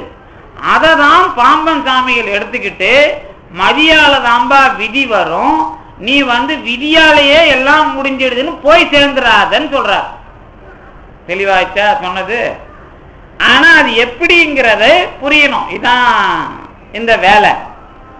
இதுல நமக்கும் இன்னொருத்தருக்கும் சம்பந்தம் இல்லை அப்படிங்கிறது வினையில தெளிவானா தெரிகிற முடிவு. ஆனா நீங்க தெளிவுபட முடியாம ஒண்ணு இருக்கு. அதுக்கு என்ன பேரு? நீங்க இதெல்லாம் தெளிவே இப்ப வினை சொல்லிட்டல்ல, அடையறது, போறது, வர்றது. இப்ப நீங்க பிஸ்கட் கொடுக்குறாங்க, டீ கொடுக்குறாங்கன்னு வச்சுங்களேன், அது கொடுத்து உங்களுக்கு கடைசியா வருது இல்லை ஆறி போன டீ, அதுக்கு ஒரு வினை காரணம். உங்களுக்கு உடஞ்சி போன பிஸ்கெட் வந்தா அதுக்கு ஒரு வினை காரணம். அடுத்தவன் பிஸ்கெட்ல இல்லாத பள்ளி உங்களுக்கு வந்ததுன்னா அதுக்கு ஒரு வினை காரணம். ஏன்னா எது ஒன்னாலும் எதுல ஒன்னாலும் இருக்கும். இப்ப கத்திரிக்காய் அரிஞ்சு சாம்பார்ல போட்டா நல்ல கத்திரிக்காயெல்லாம் அடுத்தவனுக்கு போயிடும், சொத்த கத்திரிக்காய் எனக்கு வரும். அப்ப நான் என்ன சொல்லுவேன்? எனக்கு வந்த கத்திரிக்காய் உனக்கு வரல, உனக்கு வந்த கத்திரிக்காய் எனக்கு வரல. அப்படின்னா என்ன அர்த்தம்? ஒரே கத்திரிக்காயை தான் வெட்டி போட்டிருப்பான், கத்திரிக்காய் தான் அதுக்கு பேரு. ஆனா எனக்கு வந்த துண்டு அவனுக்கு வரல, அவனுக்கு வந்த துண்டு எனக்கு வரல. இதுக்கு பேர் தான் வினை. அதனால நீங்க இதெல்லாம் வினையில சேர்த்துடணும். ஆனா நான் தனியா இல்லாம இப்படிலாம் சேர்ந்து வச்சுதான் இதுல நான் அனுபவிக்கிறேன். இது வச்சுதான் உங்களுக்கு வினைக்கு யார் காரணம், வினையை எப்படி வெற்றி கொள்ளலாம் அப்படிங்கிற பதில் கிடைக்கும். அப்பதான் இந்த வினைக்கும் இன்னொரு நிகழ்ச்சி நம்ம கிட்ட நடக்கும், இன்னும் சில பல வேலை நம்ம கிட்ட நடக்குது, அதுக்கும் வித்தியாசம் தெரியணும். முதல்ல அது தெரிஞ்சாதான் என் மதி வழிதான் இந்த பிறப்பு வந்தது அப்படிங்கிறது தெரியும் உங்களுக்கு. அது எது காரணம்? இப்ப பிறப்புக்கு காரணம் ஆசைன்னு சொன்னார், சொல்லுவோம்ல, அது ஒண்ணும் இல்லை, நம்ம விஷயம்தான். என்ன விஷயம் கேட்டா, பொருள்களில் மேல ஆசை எப்படி வேலை செய்யும் கேட்டா, எல்லா பொருள்லையும் உங்களுக்கு ஒரு பொருள் கிடைக்குதுன்னு வச்சுங்களேன், இது ஏதோ வருது, குடிச்சிட்டு நீங்க கிளாஸ போட்டுறீங்க, இதெல்லாம் ஒரு பக்கம். இந்த நீங்களா விரும்புற மாதிரி ஒரு விஷயம் வரும். அது எந்த எந்த பொருள்கள் மேல வருதோ அதுக்கு பேரு ஆணவம்னு பேர். அந்த ஆசையை நாம எப்படி வளர்த்து எடுத்துக்குவோம் கேட்டீங்கன்னா, அந்த பொருள் தான் உயர்ந்தது, அந்த பொருள் இல்லைன்னா நான் இல்லை, அந்த பொருளுக்காக நான் இப்படி உயிரை விடுவேன் அப்படிங்கிற மாதிரி நீங்க நினைச்சீங்கன்னா அது வினை கிடையாது. இப்ப நீங்க தெரிஞ்சுக்கணும் என்ன, இப்போ வினை விதிக்கும் என் மதிக்கும் நடுவுல இருக்கிற ஆசையை தெரிஞ்சுக்கணும். நீங்க விதியினால பெறுகிற ஒரு விஷயம் எது? தெரிஞ்சோ தெரியாமலோ அமைகிற உறவு எல்லாமே அதான். எந்த உறவு? உங்களுக்கு உலகத்துல அது எத்தனை உறவு வச்சிருந்தாலும் அத்தனை உறவும் எதுல வருது? வினையில தான் வரும். ஆனா இந்த உறவை நீங்க எப்படி அனுபவிக்கிறீங்க அப்படிங்கறதுலதான் உங்க அறிவு தெரியும். இப்ப இப்படி வச்சுங்களேன், வினைப்படி எனக்கு இந்த மாதிரி ஒண்ணு வந்துடுது, அத இது நான் ஏத்துக்கணும்னு முதல்ல அறிவு வரணும். அதுக்கு பிறகு இன்னொரு அறிவு ஒண்ணு வரணும். எந்த அறிவுன்னு கேட்டா, இது எதனால வந்தது, நான் எதை தெரிஞ்சிக்கணும்னு இது வந்தது, அதை நான் தெரிஞ்சுக்கிட்டேன்னா அந்த விதி சுத்தமா இல்லாம போயிடும். இதுதான் விதியை மதியால வெல்லலாங்கிறது. இதை தெரிஞ்சிக்காதது தான் இந்த விதி மதி வழி வந்தது அப்படிங்கிற விஷயத்துல இருக்கிற மயக்கம். இப்ப நமக்கெல்லாம் இருக்கிற மயக்கம் என்னன்னு கேட்டா, விதி வழி மதி போகும். அதை நானும் சொல்லுவேன். என்ன சொல்லுவேன்? இங்கிருந்து வெளியே போகும்போதோ அல்லது வண்டி ஓட்டிக்கிட்டு போகும்போதோ எப்படி போனாலும் சரி, திடீர்னு ஒண்ணு நடக்கும். நான் ஒழுங்காத்தான் இருப்பேன், ஆனா ஒழுங்கா இருந்தாலும் இந்த நேரத்துல கொஞ்சம் மதி மயங்கிட்டேன் அப்படிங்கிற மாதிரி ஒண்ணு நடக்கும். அப்பதான் நாம என்ன சொல்லுவோம்? விதி வழி மதி போயிடுச்சுன்னு சொல்லுவோம். ஆனா மதி அங்க என்னவா இல்ல, அலர்ட்டா இல்ல, அதாவது கொஞ்சம் சுறுசுறுப்பா இல்ல. இப்ப நீங்க இப்படி வச்சீங்களேன், இதுக்கெல்லாம் நிறைய கதை சொன்னா உங்களுக்கு இன்ட்ரெஸ்டா இருக்கும். ஆனா கதைலாம் என்னால சொல்ல முடியாது. ஏன்னா அந்த கதை சொன்னா அதுல ஒரு சின்ன பிரச்சனை வந்து நின்றுடும். அதனால நான் கதைலாம் சொன்னாக்கா அதுக்கு இன்னொரு அர்த்தம் போயிடும். அப்புறம் ஐயோ இது சரி வரல, அது சரி வரல. அதனால நேரா சொல்றேன். அதுக்குதான் புள்ள பொண்டாட்டியெல்லாம் நான் வந்து வம்புக்கு இருக்கிறது, வேற ஒண்ணும் இல்லை. இந்த திருவள்ளுவன் என்ன பண்றான் உங்களுக்கு தெரியும். பெரிய செல்வாக்கு இருக்குது. இப்ப நாமெல்லாம் உலகத்தை அனுபவிக்கிறோம். இதுக்கு பேர் வினை. உலகத்தை பணத்தால் அனுபவிக்கிறோம் கொஞ்சம் பேர் செல்வாக்கால அனுபவிக்கிறோம், கொஞ்சம் பேர் முயற்சியால அனுபவிக்கிறோம். எதையாவது கொஞ்சம் கொஞ்சமா வேலை பார்த்து எதையாவது பண்ணி இந்த உலகத்தை அனுபவிக்கிறது கொஞ்சம் பேருக்கு. இப்ப எங்களுக்கு தெரியும், உங்களுக்கு நிறைய பேருக்கு வந்து சென்னைக்கு வந்துட்டு நிறைய பேருக்கு வீடு வாசல்லாம் இல்லாம தவிப்பாங்க. அவங்கள போய் கேட்டு, ஏம்பா உனக்கு என்ன இந்த மாதிரி பணம் பொருள் வீடு காங்கிறதெல்லாம் யோகம் இல்லையான்னு கேட்டா என்ன சொல்லுவான்? எல்லாருக்கும் யோகம் இருக்குது, அவங்க அப்பா அம்மா சேர்த்து வச்சிருப்பாங்க, அதனால அவன் வீடு வாங்கியிருப்பான். இந்த பிறவில எவனாவது சம்பாதிச்சு அவனே வீடு வாங்கினான்னு சொல்லுங்க பாப்பான்னு கேட்பார் ஒருத்தர். ஆமாங்க 90% அப்படி இல்லைதான் போலகுது அப்படின்னு உங்களுக்கு ஒரு முடிவு வரும். ஏன் அப்படின்னு கேட்டாக்கா, அந்த யோகத்தை அவங்க அப்பா வழி பெறுகிற மாதிரி ஒரு விஷயம் வந்ததுனாலதான், ஓ இந்த அப்பாவுக்கு நாம பிள்ளையா பிறந்தா கொஞ்சம் நல்ல வினை இருந்திருக்கணும் போல இருக்குது அப்படிங்கிற மாதிரி நினைப்போம். ஆனா இதையே கடைசி வரைக்கும் நினைக்க முடியாது. அப்புறம் நான் அதை மாற்றி தருவேன், அப்புறம் வேற விஷயம். இதுல என்ன அப்படின்னு கேட்டா, இந்த முயற்சியால அனுபவிக்கிறது கொஞ்சம் பேர் பண்ணிட்டானா, கொஞ்சம் பேர் பணத்தால அனுபவிச்சுட்டானா, கொஞ்சம் பேர் செல்வாக்கால அனுபவிச்சுட்டானா. இந்த மூணும் ஒரு ஆளுக்கு இருக்குதுன்னு வச்சிங்களேன். இங்க இருக்கிற யாருக்கோ ஒருத்தருக்கு நல்ல முயற்சியும் இருக்குது, இடைவிடாம முயற்சி பண்றவர், இடைவிடாம அவருக்கு வந்து பண வசதி குறையாம இருக்குது, நல்ல செல்வாக்கும் இருக்குது. இப்படி ஒரு ஆள் இருக்கிறாருன்னு உங்களுக்கு யாராவது தெரிஞ்சாலோ அல்லது உங்களுக்கு அந்த வாய்ப்பு இருந்தாலோ நினைச்சுக்கலாம். ஒரு காலத்துல அவங்களால இந்த மூணாலையும் முடியல அப்படிங்கிற மாதிரி ஒரு நிலவரம் வந்தா என்ன நடக்கும்? நிலவரம் வந்தா என்ன நடக்கும்?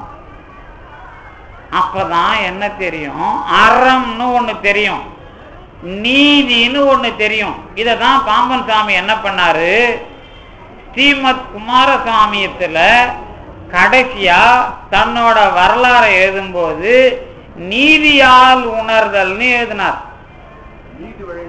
நீதி, அதுதான் நீதியால உணர்றதுதான் நீதி விழைந்து இறங்குதல். அந்த நீதியால் விழைந்து இறங்குதல்னா என்னன்னா கேட்கறது, உணர்தல்னா என்னன்னு கேட்டா நீதியால உணர்தல் தான் அங்க நடக்குது. அந்த நீதியால உணர்ந்த பிறகுதான் அவர் என்ன சொன்னார்னா, பொய் சொல்லாத அப்படின்னு இறைவன் எனக்கு சொன்னதுதான் என் வாழ்க்கைன்னு அங்க சொன்னார். இப்ப என்ன நடக்குதுன்னு கேட்டா, இந்த நீதிங்கிற விஷயம் எப்ப வருது, என்னோட நமக்கு நீதி முதல்ல தெரியாது, முயற்சியால இந்த உலகத்தை ஜெயிச்சிடலான்னு போயிட்டு இருப்போம். முயற்சி இல்லைன்றப்ப அப்பா கொஞ்சம் பணம் இருந்தா புரிஞ்சிருக்கும்பா, முயற்சி மட்டும் பத்தாதுன்னு தோணும். ஐயோ பணம் இருந்தா மட்டும் பத்தாதுப்பா, கொஞ்சம் செல்வாக்கு இருந்தாதான் முடியும்னு தோணும். இதுதான் வினை. எது?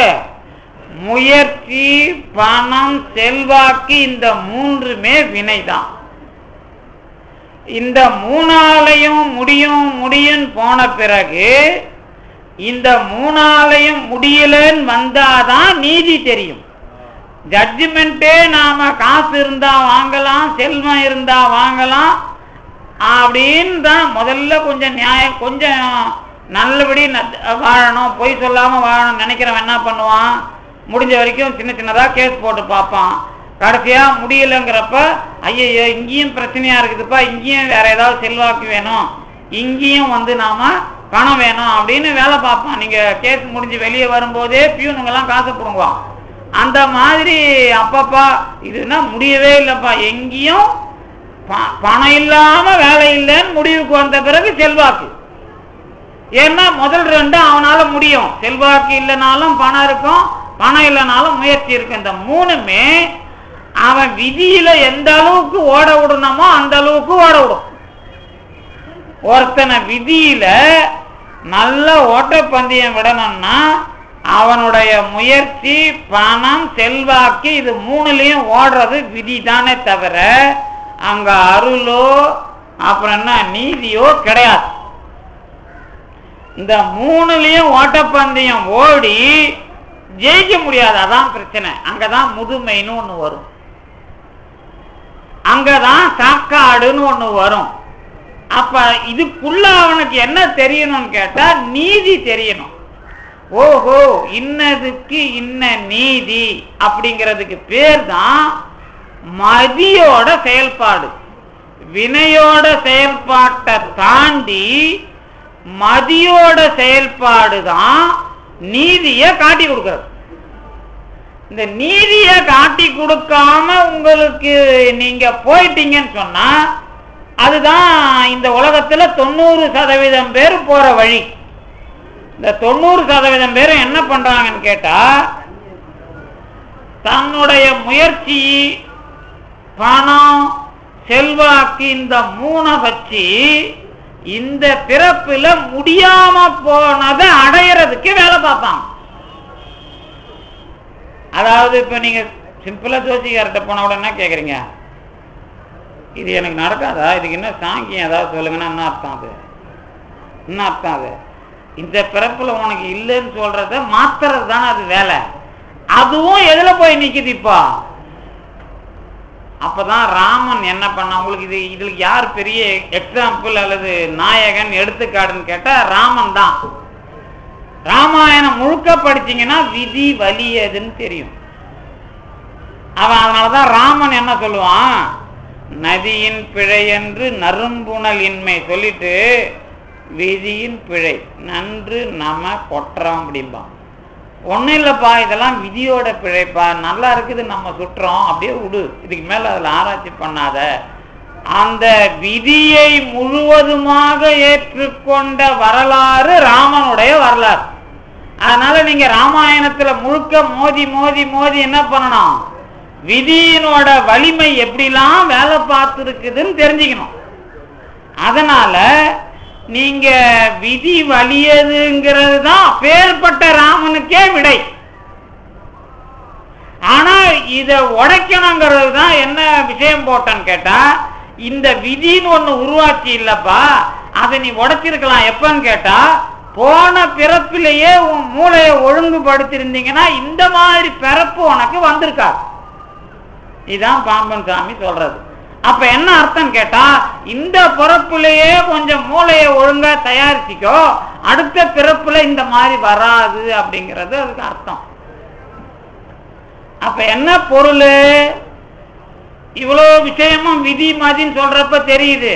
ஆனா கிட்ட வரும்போது மட்டும் பிரச்சனையா இருக்குது. எப்ப கிட்ட நீங்க உங்க பிள்ளைய நீங்க படிக்க வச்சு பெரிய ஆள் ஆக்கணும்னு நினைக்கிறீங்களே, முடியுமான்னு நான் கேட்டா கிண்டல் கேட்கறது இல்லை. அது என்ன கழுத கிடக்குது, நாட்டில் பெரிய ஆள்னு ஒருத்தனும் கிடையாது. டாக்டர்னா 1000 பேரை கொன்னாக்கா டாக்டரு, அவன் பெரிய டாக்டர்னு ஏன் பேர் வாங்குறான்னா, முதல்ல டாக்டர்னு ஏன் வரணும், முதல்ல டாக்டர்லாம் இருக்கலாமா அப்படின்னு கேட்டால் என்ன சொல்லுவீங்க? நீதிப்படி இப்போ நீங்கள் அமைச்சர்னு வச்சிங்களேன், ஒரு முதலமைச்சரோ அல்லது ஏதோ ஒரு அமைச்சர், நீங்கள் நல்வாழ்வுத்துறை அமைச்சர். இப்போ நான் எங்கள் வீட்டில் ஒரு டாக்டர் இருக்கிறாங்க, ஆஸ்பத்திரி கட்டுறாங்க, உங்களை கூப்பிட்டு திறப்பு விழா நடத்துகிறேன்னு வச்சிங்களேன், நீங்கள் என்ன பேசுவீங்க? என்ன பேசுவீங்க? மருத்துவமனை திறப்பு விழாவிற்கு வருகை தரும் மாண்புமிகு நீங்க என்ன பேசுவீங்க? இந்த மருத்துவமனை சிறப்பா இருக்கட்டும், இவங்க நல்லா வளரட்டும் பேசுவீங்களா? இந்த மருத்துவமனையை மூடணும், சீக்கிரம் நோயாளிகளே இருக்கக்கூடாதுன்னு பேசுவீங்களா? இந்த உங்களை கூப்பிட்டவங்க அடிப்பாங்களா இல்ல ஜனங்க அடிக்கிறதா? ஒன்றும் பிரச்சனை இல்லை. பெரும்பாலும் மருத்துவமனை திறப்பு விழா அதனால தான் நடக்கிறதா இல்லையான்னு எனக்கு சந்தேகமா இருக்குது. அதனால மருத்துவமனை திறப்பு விழாவுக்கு போனீங்கன்னா நீதிப்படி பேசணும்னா இந்த மருத்துவமனை சீக்கிரம் மூடப்பட வேண்டும் அப்படின்னு நீங்க வாழ்த்திட்டு வரணும். வாழ்த்துறதுன்னா இயல்பு சொல்றதுன்னு அர்த்தம். அப்ப என்ன, நீங்க அது வளரணும்னா நோயாளி வளரணும். நோய்க்கு கொடுக்குற மாத்திரை இப்ப என்னவா வருது? இப்போ பொதுவாக டாக்டருங்க கொடுக்குற மாத்திரையில் என்ன வருது? ஒரு மாத்திரை கொடுப்பாங்க வலிக்கு, ஸ்பாஸ்மா பிராக்சிவானோ இல்லை ஓவிரான்னு கொஞ்ச நாளைக்கு கொடுப்பாங்க, வலி போகாது. கொஞ்சம் ஸ்மாஸ்பா பிராக்சிவான் கொடுப்பாங்க, அப்புறம் கொஞ்சம் டேப்லான்னு கொடுப்பாங்க, அப்புறம் கொஞ்சம் 2-3 சேர்த்து கொடுப்பாங்க. இப்போ வேற டாக்டருங்க பிரிச்சு கொடுக்குறான். இப்போ 2 காம்பினேஷன் மாத்திரை தயாரிக்கிறதுல ஒன்றா தனித்தனியாக 10 மாத்திரை கொடுத்தாதான் அவனுக்கும் போனி ஆகுது. அதனால கொடுத்த பிறகு என்ன வரும்னா இன்னொரு நோய் உங்களுக்கு வரணும், அதுக்கு தான் மாத்திரை கொடுப்பாங்க. அப்ப என்ன அர்த்தம்னா நீங்க அந்த நோய்க்கு அப்புறம் அவர்கிட்ட போகணும். அப்ப கடைசி வரைக்கும் நீங்க நோயாளி தான். இதான் அதோட தியரி. இப்ப இருக்கிற மருத்துவ முறையோட தியரின்னு வச்சுங்களேன். இப்ப டாக்டர் யாராவது இருந்துன்னா என்கிட்ட சண்டைக்கு வந்தோட நான் ஆதாரம் நிறைய வச்சிருக்கிறேன். ஏன்னா நான் நிறைய மருத்துவம் எல்லாம் இப்ப பார்த்துட்டு இருக்குது. ஏறக்குறைய நானும் எங்க அம்மாவுக்கெல்லாம் 25-30 வருஷமா மருத்துவம் பார்த்துட்டு இருக்கிறோம். அதனால எனக்கு இது பேசுறேன். நான் என்ன விஷயம் அப்படின்னு கேட்டீங்கன்னா, எனக்கு தெரிஞ்ச டாக்டர் கூட நண்பர் தான் அவரு. ஸ்பாஸ்மாப்ராக்சிவான கொடுத்தே ஆளை காலி பண்ணிடுவார். அப்புறம் நல்ல வேலை கடவுள் இருந்து என்ன பண்ணுவார், நமக்கு அந்த டாக்டருக்கு நமக்கு சண்டை நம்மளை பிரிப்பார், இல்லைன்னா நம்மளை காப்பாற்றவே முடியாது. நீங்க நல்ல நண்பர் தான், உங்களை நீங்க அவர்கிட்ட இருந்து பிரிஞ்சாதான் நீங்கள் காப்பாற்றப்படுவீர்கள்னு யாருக்கு தெரியும்? கடவுளுக்கு தெரியும். அப்பதான் என்ன பண்ணுவார், உங்க உற்ற தோழருக்கு ஒரு சண்டை வர்ற மாதிரி பண்ணுவார். அப்ப இதுதான் கடவுளோட வேலை. அப்ப விதிய மதியால வெல்றதுக்கு கூட யார் வேலை பார்க்கறான்? கடவுள்கிட்ட வந்து போய்கிட்டே இருந்தா இப்படி ஏதாவது ஒரு சண்டை சச்சரவை உருவாக்குறதும் நல்லதுக்குன்னு தெரியணும். சண்டை சச்சரவுல பிரச்சனைங்கிறது வேற, ஆனா அது நல்லதுக்குங்கிற ஞானம் வர்றது வேற. அது நமக்கு வராது சீக்கிரம். அது அது வந்துட்டாதான் நம்ம பிறப்புல இருந்து விதியை வென்னுடுவோமே. விதியை மதியால வெல்றதுக்கு 2வது டூல்ஸ் அதுதான். இந்த முதல் டூல்ஸ் எதுன்னு கேட்டா, இந்த வினைக்க முயற்சி, பணம், செல்வாக்குல நீங்க கடந்து போய் நிக்கிற இடம் நீதின்னு சொன்னல, அந்த நீதி இப்பவே வேலை செய்ய ஆரம்பிச்சதுன்னா உங்களுக்கு வர்ற பிரச்சனைக்கு மால் பிராக்டிஸ் பண்றீங்களா என்னங்கிறது தெரியும். இப்ப நமக்கு ஒரு பிரச்சனை வந்துடுது சார், இதுல இருந்து ஜெயிக்கணும். இந்த ஜெயிக்கிறதுக்கு நான் இன்னொரு தப்ப செய்யறதா, அப்படியே நின்னாக்க எனக்கு சாமி எப்படி ஹெல்ப் பண்றார் அப்படின்னு டெஸ்ட் பண்றதா ஒரு ஆள் நிக்கிறாருன்னு வச்சுங்களேன். அப்ப என்ன பண்ணுவீங்க? இங்க இருக்கிற யாரும் என்ன சொல்ல மாட்டீங்க, எனக்கு சாமி ஹெல்ப் பண்ணலன்னு சொல்லவே மாட்டாங்க. ஆனா சாமி தப்பான வழியில ஹெல்ப் பண்ணாருன்னு சொல்ல மாட்டீங்க. சரிதானே? இது எல்லாருக்கும் அனுபவம் தானே. அப்ப என்ன அர்த்தம் கேட்டா, நான் இந்த முயற்சி, செல்வாக்கு, பணம், இந்த 3ல விதி வழி ஓடாம என்னுடைய மதி வழி ஓடுறனா, எனக்குள்ள இருக்கிற கடவுள் ஒருத்த என்ன செலுத்துறான்னு தெரிஞ்சுக்கிறது தான் மதியை அடையாளம் கண்டுகொள்வது. இப்போ இதெல்லாம் ஒரு உபாயம். நான் சொன்னதெல்லாம் இந்த தத்துவப்படி சொன்னா கொஞ்சம் வறட்சி ஆயிடுறீங்கன்னு தான் இப்படி நான் சொன்னேன். ஆனா தத்துவப்படி சொன்னா இந்த மதிங்கிற விஷயத்துல வினைய வேறுபடுத்துறது கொஞ்சம் ட்ரையாவோ டஃபாவோ தான் இருக்கும். கொஞ்சம் அதை நீங்க அழுத்திக்கிங்க, அதுல ஒன்றும் பிரச்சனை இல்லை. என்ன அப்படின்னு கேட்டா, இந்த பிறப்பால இருக்கிறது எல்லாம் உடம்பு விஷயம்தான். இந்த உடம்பு விஷயமா இருக்கிறது தான் வினை.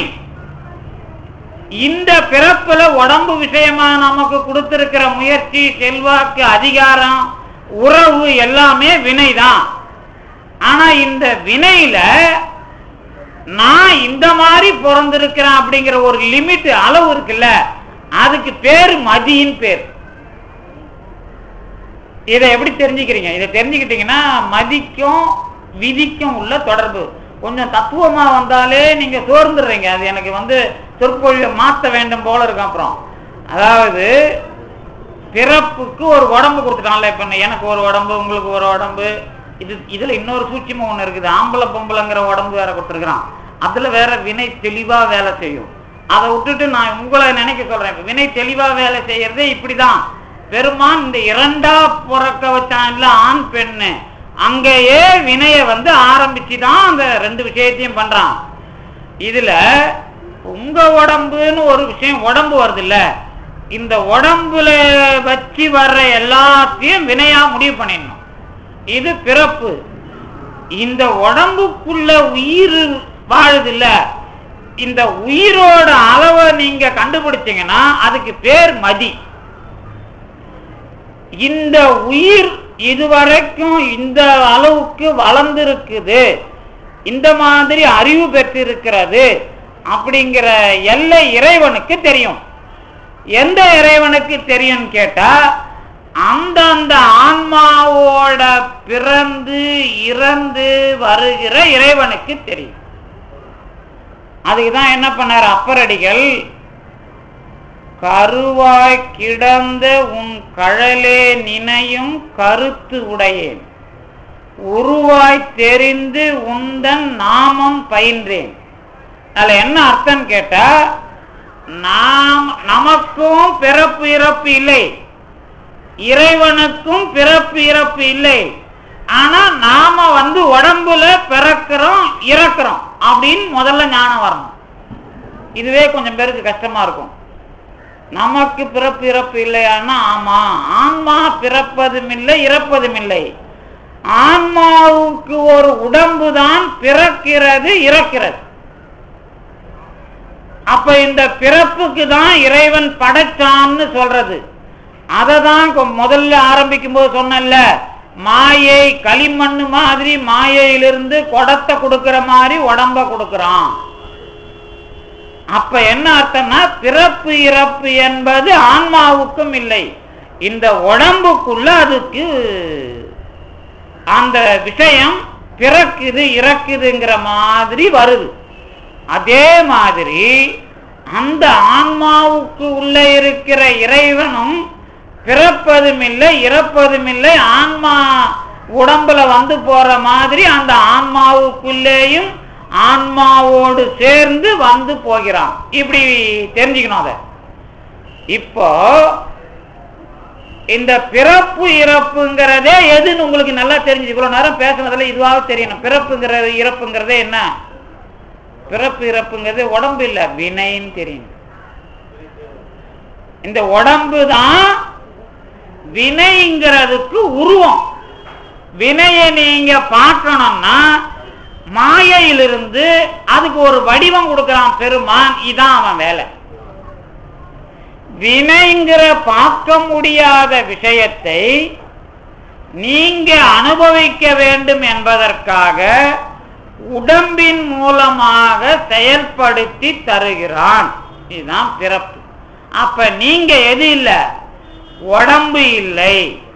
அப்படிங்கிற ஞானம் வந்ததுன்னா அடுத்த உடம்ப எந்த மாதிரி தரணுங்கிறத முடிவு பண்ணுவான்.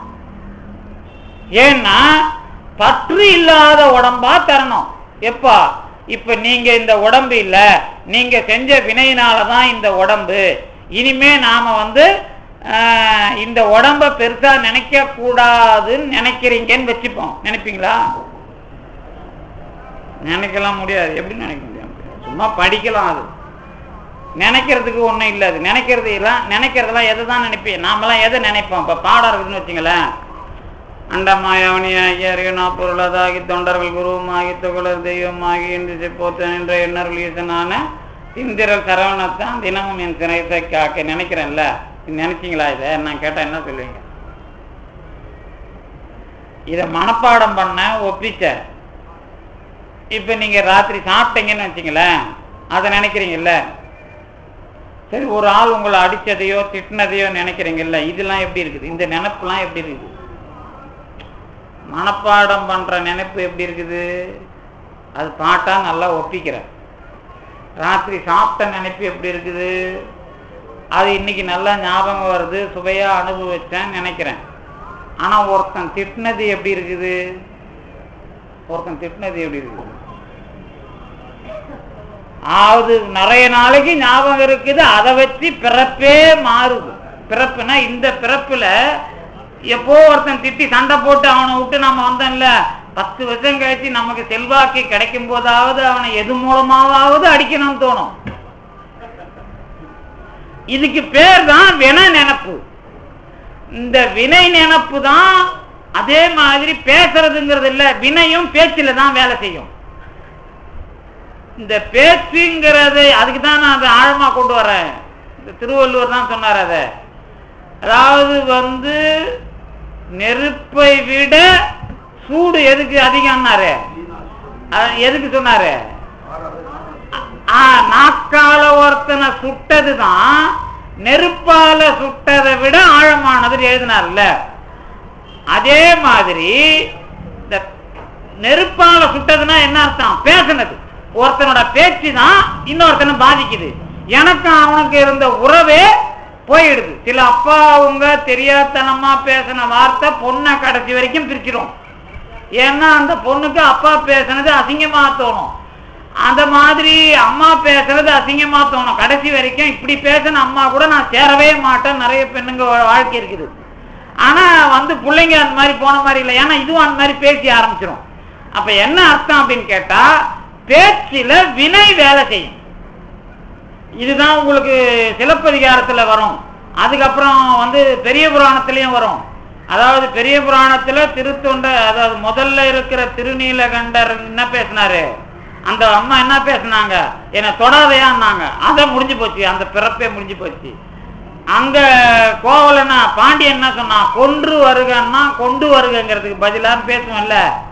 அப்புறம் இந்த வார்த்தை ஸ்லங்கு மிஸ் ஆச்சு அப்படிம்பான். அது நான் தெரியாதனமா இப்படி ஒரு வார்த்தையை விட்டுட்டான்பா. அதுதான் அவன் புத்தியை காட்டுறது. புத்தியை காட்டுறதுன்னா வினையை காட்டுறது. நீங்க நல்லா தான் பேசியிருப்பீங்க, நீங்க தெரிஞ்சுலாம் பேச மாட்டீங்க. ஏதோ உங்க வாழ்ந்து லொடக்குன்னு ஊந்துரும். அது அந்த ஊழ்ந்தது எதுன்னு கேட்டா, அவன் புத்தியை பார்த்தியா இப்படி பேசிட்டான் பார்த்தியான்னு. அப்பதான் திருவள்ளுவர் என்ன சொல்றாருன்னா, நலத்தின்கண் நாரின்மை தோன்றின் குலத்தின்கண் ஐயப்படும்பார். அங்க ஜாதி குலம் இல்ல. இப்ப இங்க பாம்பன் சாமி கோயில்ல உட்காந்துங்கிறீங்க இல்ல, இப்ப நீங்கெல்லாம் நல்லா பழகுனீங்கன்னா என்ன வரும், பாம்பன் சாமி வேலை செய்வார். அப்ப நீங்க பழகிறது இல்ல, நீங்க ஆளாளுக்கு பாராயணம் பண்ணிட்டு தனித்தனியா போயின்னுக்கிறீங்க. என்கிட்ட நிறைய ஸ்டூடெண்ட்டுங்க மாணவர்கள்லாம் இருந்தாங்க, ஒரு 50-100 பேர் இருந்தாங்கன்னு வச்சுங்களேன். இந்த 50-100 பேரையும் நான் வச்சு வேலை வாங்கலை. ஏன்னு கேட்டா, இது அது வேலைக்கு தான் வரும். வரும்போது இன்னொன்ன பத்தி குறையாவே எடுத்துன்னு வரும். இந்த 50 அதுக்குள்ள இணையாது. நாம பெரிய ஆளா இருந்தா இந்த 50க்குள்ள ஒரு இணைப்பு வரும். இந்த 50க்குள்ள இணைப்பு வந்தா நான் கொள்கையில பெரிய ஆளுன்னு ஒரு இயக்கம் வரும். இது இருக்காது. அவர் பெரிய ஆளு, அவர்கிட்ட 50 பேரு, அவங்க ஆளுக்கு நான் ஒரு நிமிஷம் ஒதுக்கணும். தனித்தனியா மொத்தமா நின்று பேசினா கூட சால்வ் ஆகாது. அந்த மாதிரிதான் இப்ப எல்லா கூட்டமும் போச்சு. யாருக்கிட்ட யாரு போய் சேர்றது? இப்ப என்ன வந்தது, திருவள்ளுவன் அதைத்தான் பார்த்து, ஒரு விஷயம் கெட்டதா போகுதுன்னா அவன் யாரு கூட கூடுறான்னு பாரு, அதை வச்சுதான் நல்லது கெட்டது. அதுதான் குலம். குலம்னா என்ன, நலத்துல ஒரு குறை வருதுன்னு சொன்னா அவன் யார் கூடலாம் கூடியிருக்கிறானோ அதை வச்சுதான் முடிவெடுப்பான். நல்ல வேலை நாம இப்ப தெளிவா திருக்குறள் ரொம்ப உண்மையை சொல்லுதுன்னு ஏன் சொல்லலாம், யாரும் யார் கூடயும் கூடுறது இல்லை, அவன் புத்திய காட்டுறான். அப்ப வினை நல்லா வேலை செய்யுது. அதனாலதான் இதுக்கு பேரு கலியுகம் அப்படின்னு பேரு. ஏன்னா கலினா செருக்கு எங்க வரும்னா அவன் வினையில வரும். அந்த வினை இன்னொருத்தனோட சேரக்கூடாது. இப்ப நீங்க சேர்ந்திருக்கிறீங்கன்னா பாம்பன் சாமி பாட்டை வச்சு ஏதோ ஒரு முதல் வாரம் சொற்பொழிவு, ஆண்டு விழா சொற்பொழிவு தான். ஆனா நீங்க சேர்றவங்க உங்களுக்குள்ள எதை வச்சு ஒத்துமை இருக்குதுன்னு அதை வச்சுதான் டெவலப்மெண்ட், அதை வச்சுதான் அடுத்த இயக்கம், அதை வச்சுதான் வெற்றி. ஆனா பாராயணம் பாடினாலும் அவங்கவுங்க அந்தந்த புத்தகத்தை பார்த்து அவங்கவுங்க சுண்டல் சாப்பிட்டு போறதுதான் வேலைன்னா அந்த இணைப்பு வராது, ஒரு கொள்கை இயங்காது. இந்த கொள்கை இயங்குறதுனா நலம், அதான் நன்மை வேலை செய்யணும்னா கூட்டம் ஒழுங்கா கூடியிருக்கணும் அப்படிங்கிறார் திருவள்ளுவர். அப்ப என்ன அர்த்தம், விதிய வெல்லலன்னா நீ உன் புள்ள பொண்டாட்டின் விதிப்படிதான்பா சேர்த்தேன், அதை பத்தி ஒன்னும் கவலையே படாத, ஆனா இதுல நீ நல்லது பண்ண பாரு. இந்த நல்லது பண்ணலன்னா விதிய மறுபடி நீ மதி வேலை செய்யலன்னு அர்த்தம். அப்படிங்கறதான் உறவுல இருக்கிற விஷயம். எந்த பிள்ளையும் அப்பாவோட வினையில வர்றதில்லை, எந்த பிள்ளையோட வினையும் அப்பாவுக்கு இல்ல. என்ன வித்தியாசம் கேட்டா, இப்போ ஒரு உதாரணம் மட்டும் அதுக்கு மட்டும் சொல்றேன். ஏன்னா நம்ம நேரம்லாம் நிறைய போயிட்டு இருக்குது, வழிபாடு இருக்குது. ஒரே ஒரு உதாரணம் மட்டும் சொல்றேன். என்ன உதாரணம் அப்படின்னு கேட்டா, இது பத்தி பேசினா நாம முதல்ல வினை கொள்கையில தேர்ன தத்துவவாதியா இருக்கணும். அது வினை கொள்கையில தேர்ற தத்துவவாதினா ஒண்ணு, நான் போன பிறப்பிலேயே அனுபவிச்சுட்டு இருந்தா இந்த பிறப்புல பேசிட்டு இருக்க மாட்டேன். இந்த ஒரு திருநூறு வாங்கிப்போ, உனக்கு என்ன பொண்டாட்டி பிரச்சனையா தீர்ந்துரும் போன்னு அனுப்பி விட்டுருப்பேன். ஆனா இந்த பிறப்புல நான் வினையை பத்தி பேசினேன்னா பெருமான் என்ன துணி துவைக்கிற மாதிரி துவைப்பான், அதான் பிரச்சனை. அப்பதான் வினையை பத்தி எனக்கு தெரியும். அப்ப என்ன விஷயம் கேட்டா, வினையை வெற்றி கொண்டவர்கள் இந்த பிறப்புல உங்க வினையை பார்த்து தீர்த்துருவாங்க, அவங்க விஷயம் வேற. ஆனா வினைய பத்தி நாம பேசணும்னா எல்லாத்துக்குள்ளேயும் பிரச்சனையை சந்திக்கணும். இப்ப நான் கொஞ்சம் பெருமான் சொல்லி கொடுக்குறாரு அப்படின்னா அவர் அதை அப்படியே பதிவு பண்றாரு. யாரு? பாம்பன் சுவாமி மற்ற அருளாளர்களை விட வினைக்குள்ள நேரா மோதனவர். இப்ப வள்ளலார் இருக்கிறாருன்னா அவர் இந்த பிறப்புல வினைலாம் இல்லை, நேரா வருவார். நேரா 3 மாசம் குழந்தையிலேயே சிதம்பரத்துல தரிசனம் கிடைச்சிரும். அதுக்கப்புறம் என்ன மென்டலி டெவலப்மெண்ட்டோ அது திருவொற்றியூர், அதுக்கப்புறம் வடலூர், அவ்வளவுதான். ஆனா பாம்பன் சாமி அப்படி கிடையாது. அன்னைக்கு பொறுக்கி புறம்போக்கு நல்லவன் கெட்டவன் எல்லாருக்கும் பதில் சொல்லி எல்லா உபனிஷதம் அப்புறம் திருமுறை அது இது எத்தனை வந்ததோ அது எல்லாத்துக்கும் பதில் எழுதி தத்துவத்துலலாம் இவ்வளவு பொய் இருக்குது, இதுதான் உண்மை, இதுதான் கடவுள் கடந்த அனுபவம், முருகன் சிவன் எல்லாம் ஒண்ணு, மற்ற கடவுள்ங்கிறது எதுக்குள்ள அடங்குது, அப்புறம் முருகனும் இல்லை சிவனும் இல்லை, தகராறுங்கிறது தான் அனுபவிக்கிற இடம், அதுக்கு தான் நீ போகணும், இதுதான் உண்மைன்னு எல்லாத்தையும் வச்சு சொல்றாரு பாரு. அப்ப அவருக்கு எவ்வளவு பிரச்சனைக்குள்ள போனா அதை சொல்ல முடியுமோ, அதனாலதான் அதை சொல்றதுக்கு முன்னாடி நடுவுல வர்ற இந்த மாதிரி விஷயங்கள் எல்லாத்துக்குள்ளேயும் என்ன சொல்றாரு, ஒவ்வொரு பதிலையும் முடிவையும் தெளிவாக தருகிறார். அதனால நீங்க அதை அனுபவிக்கிறதுனாலே பாம்பன் சுவாமி ஏதோ முருகன் அருளால மட்டும்தான் சொன்னாருன்னு நினைக்க வேணாம்.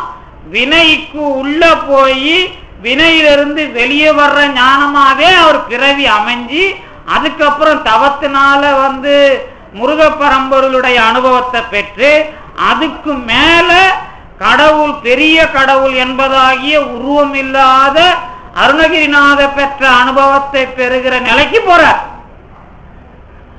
அதுக்குள்ளேயே இவ்வளவு விவரம். அதுக்குள்ள மனைவிக்காக என்ன நடக்குது, அப்புறம் பிள்ளைங்களுக்காக என்ன நடக்குது, இவர் எப்படி நிக்கிறார் போறார் வராருங்கிறதெல்லாம் அப்படிதான் அனுபவிக்கணும். நீங்க போய் நாம படிக்கிற மாதிரிலாம் அனுபவிக்க கூடாது. உடனே நீங்க பாம்பன் சாமி மாதிரியே எனக்கு இழப்புக்கு நான் இப்படி இருப்பேன்லாம் நீங்க சொல்லக்கூடாது. இழப்புக்கு பேருக்கு அதை எப்படி இந்த சுற்றத்தோடு நாம் அனுபவிப்பது, அந்த சுற்றத்திலே இருக்கிற பிரச்சனை போன பிறப்புல நான் செஞ்ச வந்தது வினையினால வந்த பிரச்சனை, நான் அதை உள்வாங்கிக்கிட்டு அதை மாத்திக்காம அதுல எண்ணத்தை மாத்தணும். எதை மாத்தக்கூடாது, இந்த பிறவியில எனக்கு இது இல்லையா உடனே சாங்கியத்தை சொல்லி அதை செஞ்சு எனக்கு அதை மாத்தி வாங்கணும்னு பண்ணக்கூடாது. இல்லைங்கிறது எதனால வருது, இல்லைன்னா என்ன, இதுல நான் என்ன தெரிஞ்சுக்கணும் அப்படின்னு எண்ணத்தை மாத்துறது. எண்ணத்தை மாத்தினாதான் சொல் மாறும், சொல் மாறினாதான் வினை மாறுச்சுன்னு அர்த்தம். இப்ப கொஞ்ச நேரத்துக்கு முன்னாடி நான் சொல் சொன்னேன்ல, சொல்லுலதான் வினை வேலை செய்யும் சொன்னேன்ல. இப்ப நான் நல்லவனா இருந்தா சாபம் விடுறவன் சாபம் விட வந்தா அவன் சொல்லு மாறிடும், சாபமா வராது, அது நன்மையா மாறிடும், ஆசீர்வாதமா மாறிடும். இப்ப எப்படி நல்லவன அதாவது வினையினால ஒரு சொல்ல சொல்லி அழிக்கவும் முடியுமோ, அதே மாதிரி அழிக்கிறதுக்கு நாமள பார்த்து சொல்ற சொல்லு ஆசீர்வாதமா மாறிடும். எப்ப மாறும், நமக்கு வந்த வினைய அதுக்கு என்ன காரணம், அதை நான் எப்படி மாத்தணும்னு மனசுல வச்சாதான் புத்தியில இருக்கிற வினையில முடிச்சு அவுத்து உங்க வாய் சொல் ஆசீர்வாதமாக மாறும். இப்ப நிறைய பேர் கேட்பாங்க, என்ன கூட என்னங்க இவ்வளவு சொற்பு இல்லாம பண்றீங்க, நீங்க நடுவுல இந்த மரணம் இதெல்லாம் வருது, அதெல்லாம் நீங்க சொல்லாம இருந்தா நல்லா இருக்குமே, நாங்கெல்லாம் அதெல்லாம் பயந்து தானே உக்காந்துங்கிறோம் அப்படின்னு ஒருத்தர் கேட்டார். அதெல்லாம் சரிதான்பா, அது என்னமோ பெருமான் அப்படி வர வச்சான், சரி பரவாயில்ல உனக்காக நான் அதை இழுத்து பிடிச்சி அழுத்துறேன் அப்படின்னு நான் சொல்லி அழைக்கக்கூடாது. அது என் புத்தியில தானா மாறி வரணும் அப்படின்னா நான் வளரணும். நான் வளரனா என் வினை மேல மாறுதுன்னு அர்த்தம். இப்படி வந்தாதான் மதி விதிய மாத்தோம், இந்த பிறவியிலேயே மாத்தோம். போன பிறப்புனால வந்த மதி அதாவது என்னுடைய அறிவு தெளிவுதான் இந்த பிறப்புல இந்த அறிவெல்லாம் இவன் பெறணும்னு உடம்ப கொடுத்தது. இந்த உடம்ப வச்சுக்கிட்டு இந்த பிறவியிலேயே இந்த கூட்டத்துல நல்லதுக்காக ஒரு சிலர் சொல்ற விஷயத்தை உள்வாங்கி அந்த பயிற்சி வந்தா அந்த வினை மாறுறது எதுல தெரியும்னா பேச்சில தெரியும். இந்த பேச்சு தான் நீ எந்த வினை பக்குவத்தில் இருக்கிறாய் என்பதை அடையாளம் காட்டும். இது உனக்கு வர்ற பிரச்சனையை எல்லாம் என்ன பண்ணோம், உள்வாங்க வச்சு அடுத்த பிறப்புல உன்னை மாற்றி கொடுக்கும். அதனால மதிய தெளிய வச்சு பழக்கப்படுத்தினா இந்த விதி மாறும். விதியினால மதி வராது. இது உலகத்துல நீ மயங்கனாதான் வரும். அதனால மயங்காத மதிய வச்சுக்கிட்டு பார் அப்படிங்கிற தெளிவை பாம்பன் சாமி கொடுக்குறாரு. இவ்வளவு நேரம் சொன்னாலும் ஒரு பிரச்சனையை அடிக்கடி சொன்னாரு, அது நமக்கு என்னமோ குழப்பமாகுதுன்னு ஒரு சந்தேகம் வரும். என்னதுன்னா, இந்த அப்பா பிள்ளைக்கு வரல, புள்ள அப்பாவுக்கு வரலங்கிறத சரியா சொல்லல இன்னும். அது என்ன அர்த்தம்னு கேட்டா, இப்போ நான் ஒரு சில பிள்ளைங்க பிறக்குதுன்னு வச்சுங்களேன். ஒரு சில வீட்டுல மனநிலை பாதிக்கப்பட்ட புள்ள பிறக்குது. அதுக்கு என்ன அர்த்தம்? இப்ப மனநிலை பாதிக்கப்பட்ட பிள்ளைக்கு எந்த அளவுக்கு மன வளர்ச்சி இருக்கும்? நீங்க அவனை பார்த்துலாம் பரிதாபப்பட தேவை. அவன் ஒரு ராஜா மாதிரி. ஏன்னு கேட்டா, அவனுக்கு நீங்களாம் அடிமை. அவனை கழுவி விடணும், சாப்பாடு ஊட்டணும், அவன் கேட்கறத கொடுக்கணும். அவனுக்கு என்ன இருக்காது, ஃபீலிங்ஸ், அதாவது பாதிப்பு இருக்காது. அந்த மனநலம் பாதிக்கப்பட்ட பையன் ராஜா தான். ஆனா நீங்களாம் பூஜாவா அவனுக்கு வேலை செய்யணும். அப்படின்னா என்ன அர்த்தம் கேட்டா, உங்க வினையில ஒரு புள்ள பிறந்திருக்குது. அவன் இந்த பிறப்புல எந்த கஷ்டமும் இல்லாத சாப்பிட்டுட்டு அகலியை மாதிரி இருந்துட்டு போகணும்னு வினை. அப்படிப்பட்ட ஆன்மாவை நீங்க ஒரு ஆளுக்கு போன பிறவில காலால உதச்சி செய்ய வேண்டியவனுக்கு செய்யாம போயிருப்பீங்கல்ல யாருக்கோ, இந்த பிறப்புல இவனை வச்சு நீங்க அதை கத்துக்கணும். எப்படிலாம் பணிவிடை செய்யணுங்கிறத கத்துக்கிட்டீங்கன்னா உங்க விதியை மதியால் வெல்லுகிறீர்கள். அப்ப பிள்ளைக்கு இருக்கிற வினை அப்பாவுக்கு கிடையாது, அப்பாவுக்கு இருக்கிற வினை பிள்ளைக்கு கிடையாது. அப்பா வினையினால என்ன தெரிஞ்சுக்கணுமோ அதை தெரிஞ்சுக்கிற வரைக்கும் அந்த மாதிரி புள்ளை இருக்கும். அவன் தெரிஞ்சுக்கிட்டான்னா அடுத்த வாரத்துல அந்த பிள்ளைக்கு சமாதி கிடைச்சிடும். அதுக்கப்புறம் அது அடுத்த பிறப்புக்கு போயிடும். அதனால கவலையே பட வேண்டாம். தெரிஞ்சிக்க வேண்டிய பொறுப்பு அந்தந்த வினைக்கு உரியவர்கள். அது அவர்கள்தான் மதியை பெற்றவர்கள். அந்த மதியை பெற்றால்தான் இந்த பிறப்பிலேயே விடுதலையும் அடுத்த பிறவிக்கான முன்னேற்றமும் கிடைக்கும். அதைத்தான் பாம்பன் சாமிகள் நயம் உண்மையாக சொல்லுகிறார் என்பதை சொல்லி இந்த அளவிற்கு தந்து நிறுத்திய திருவருளுக்கும் குருவருளுக்கும் நன்றி கூறி விடைபெறுகின்றேன். நன்றி.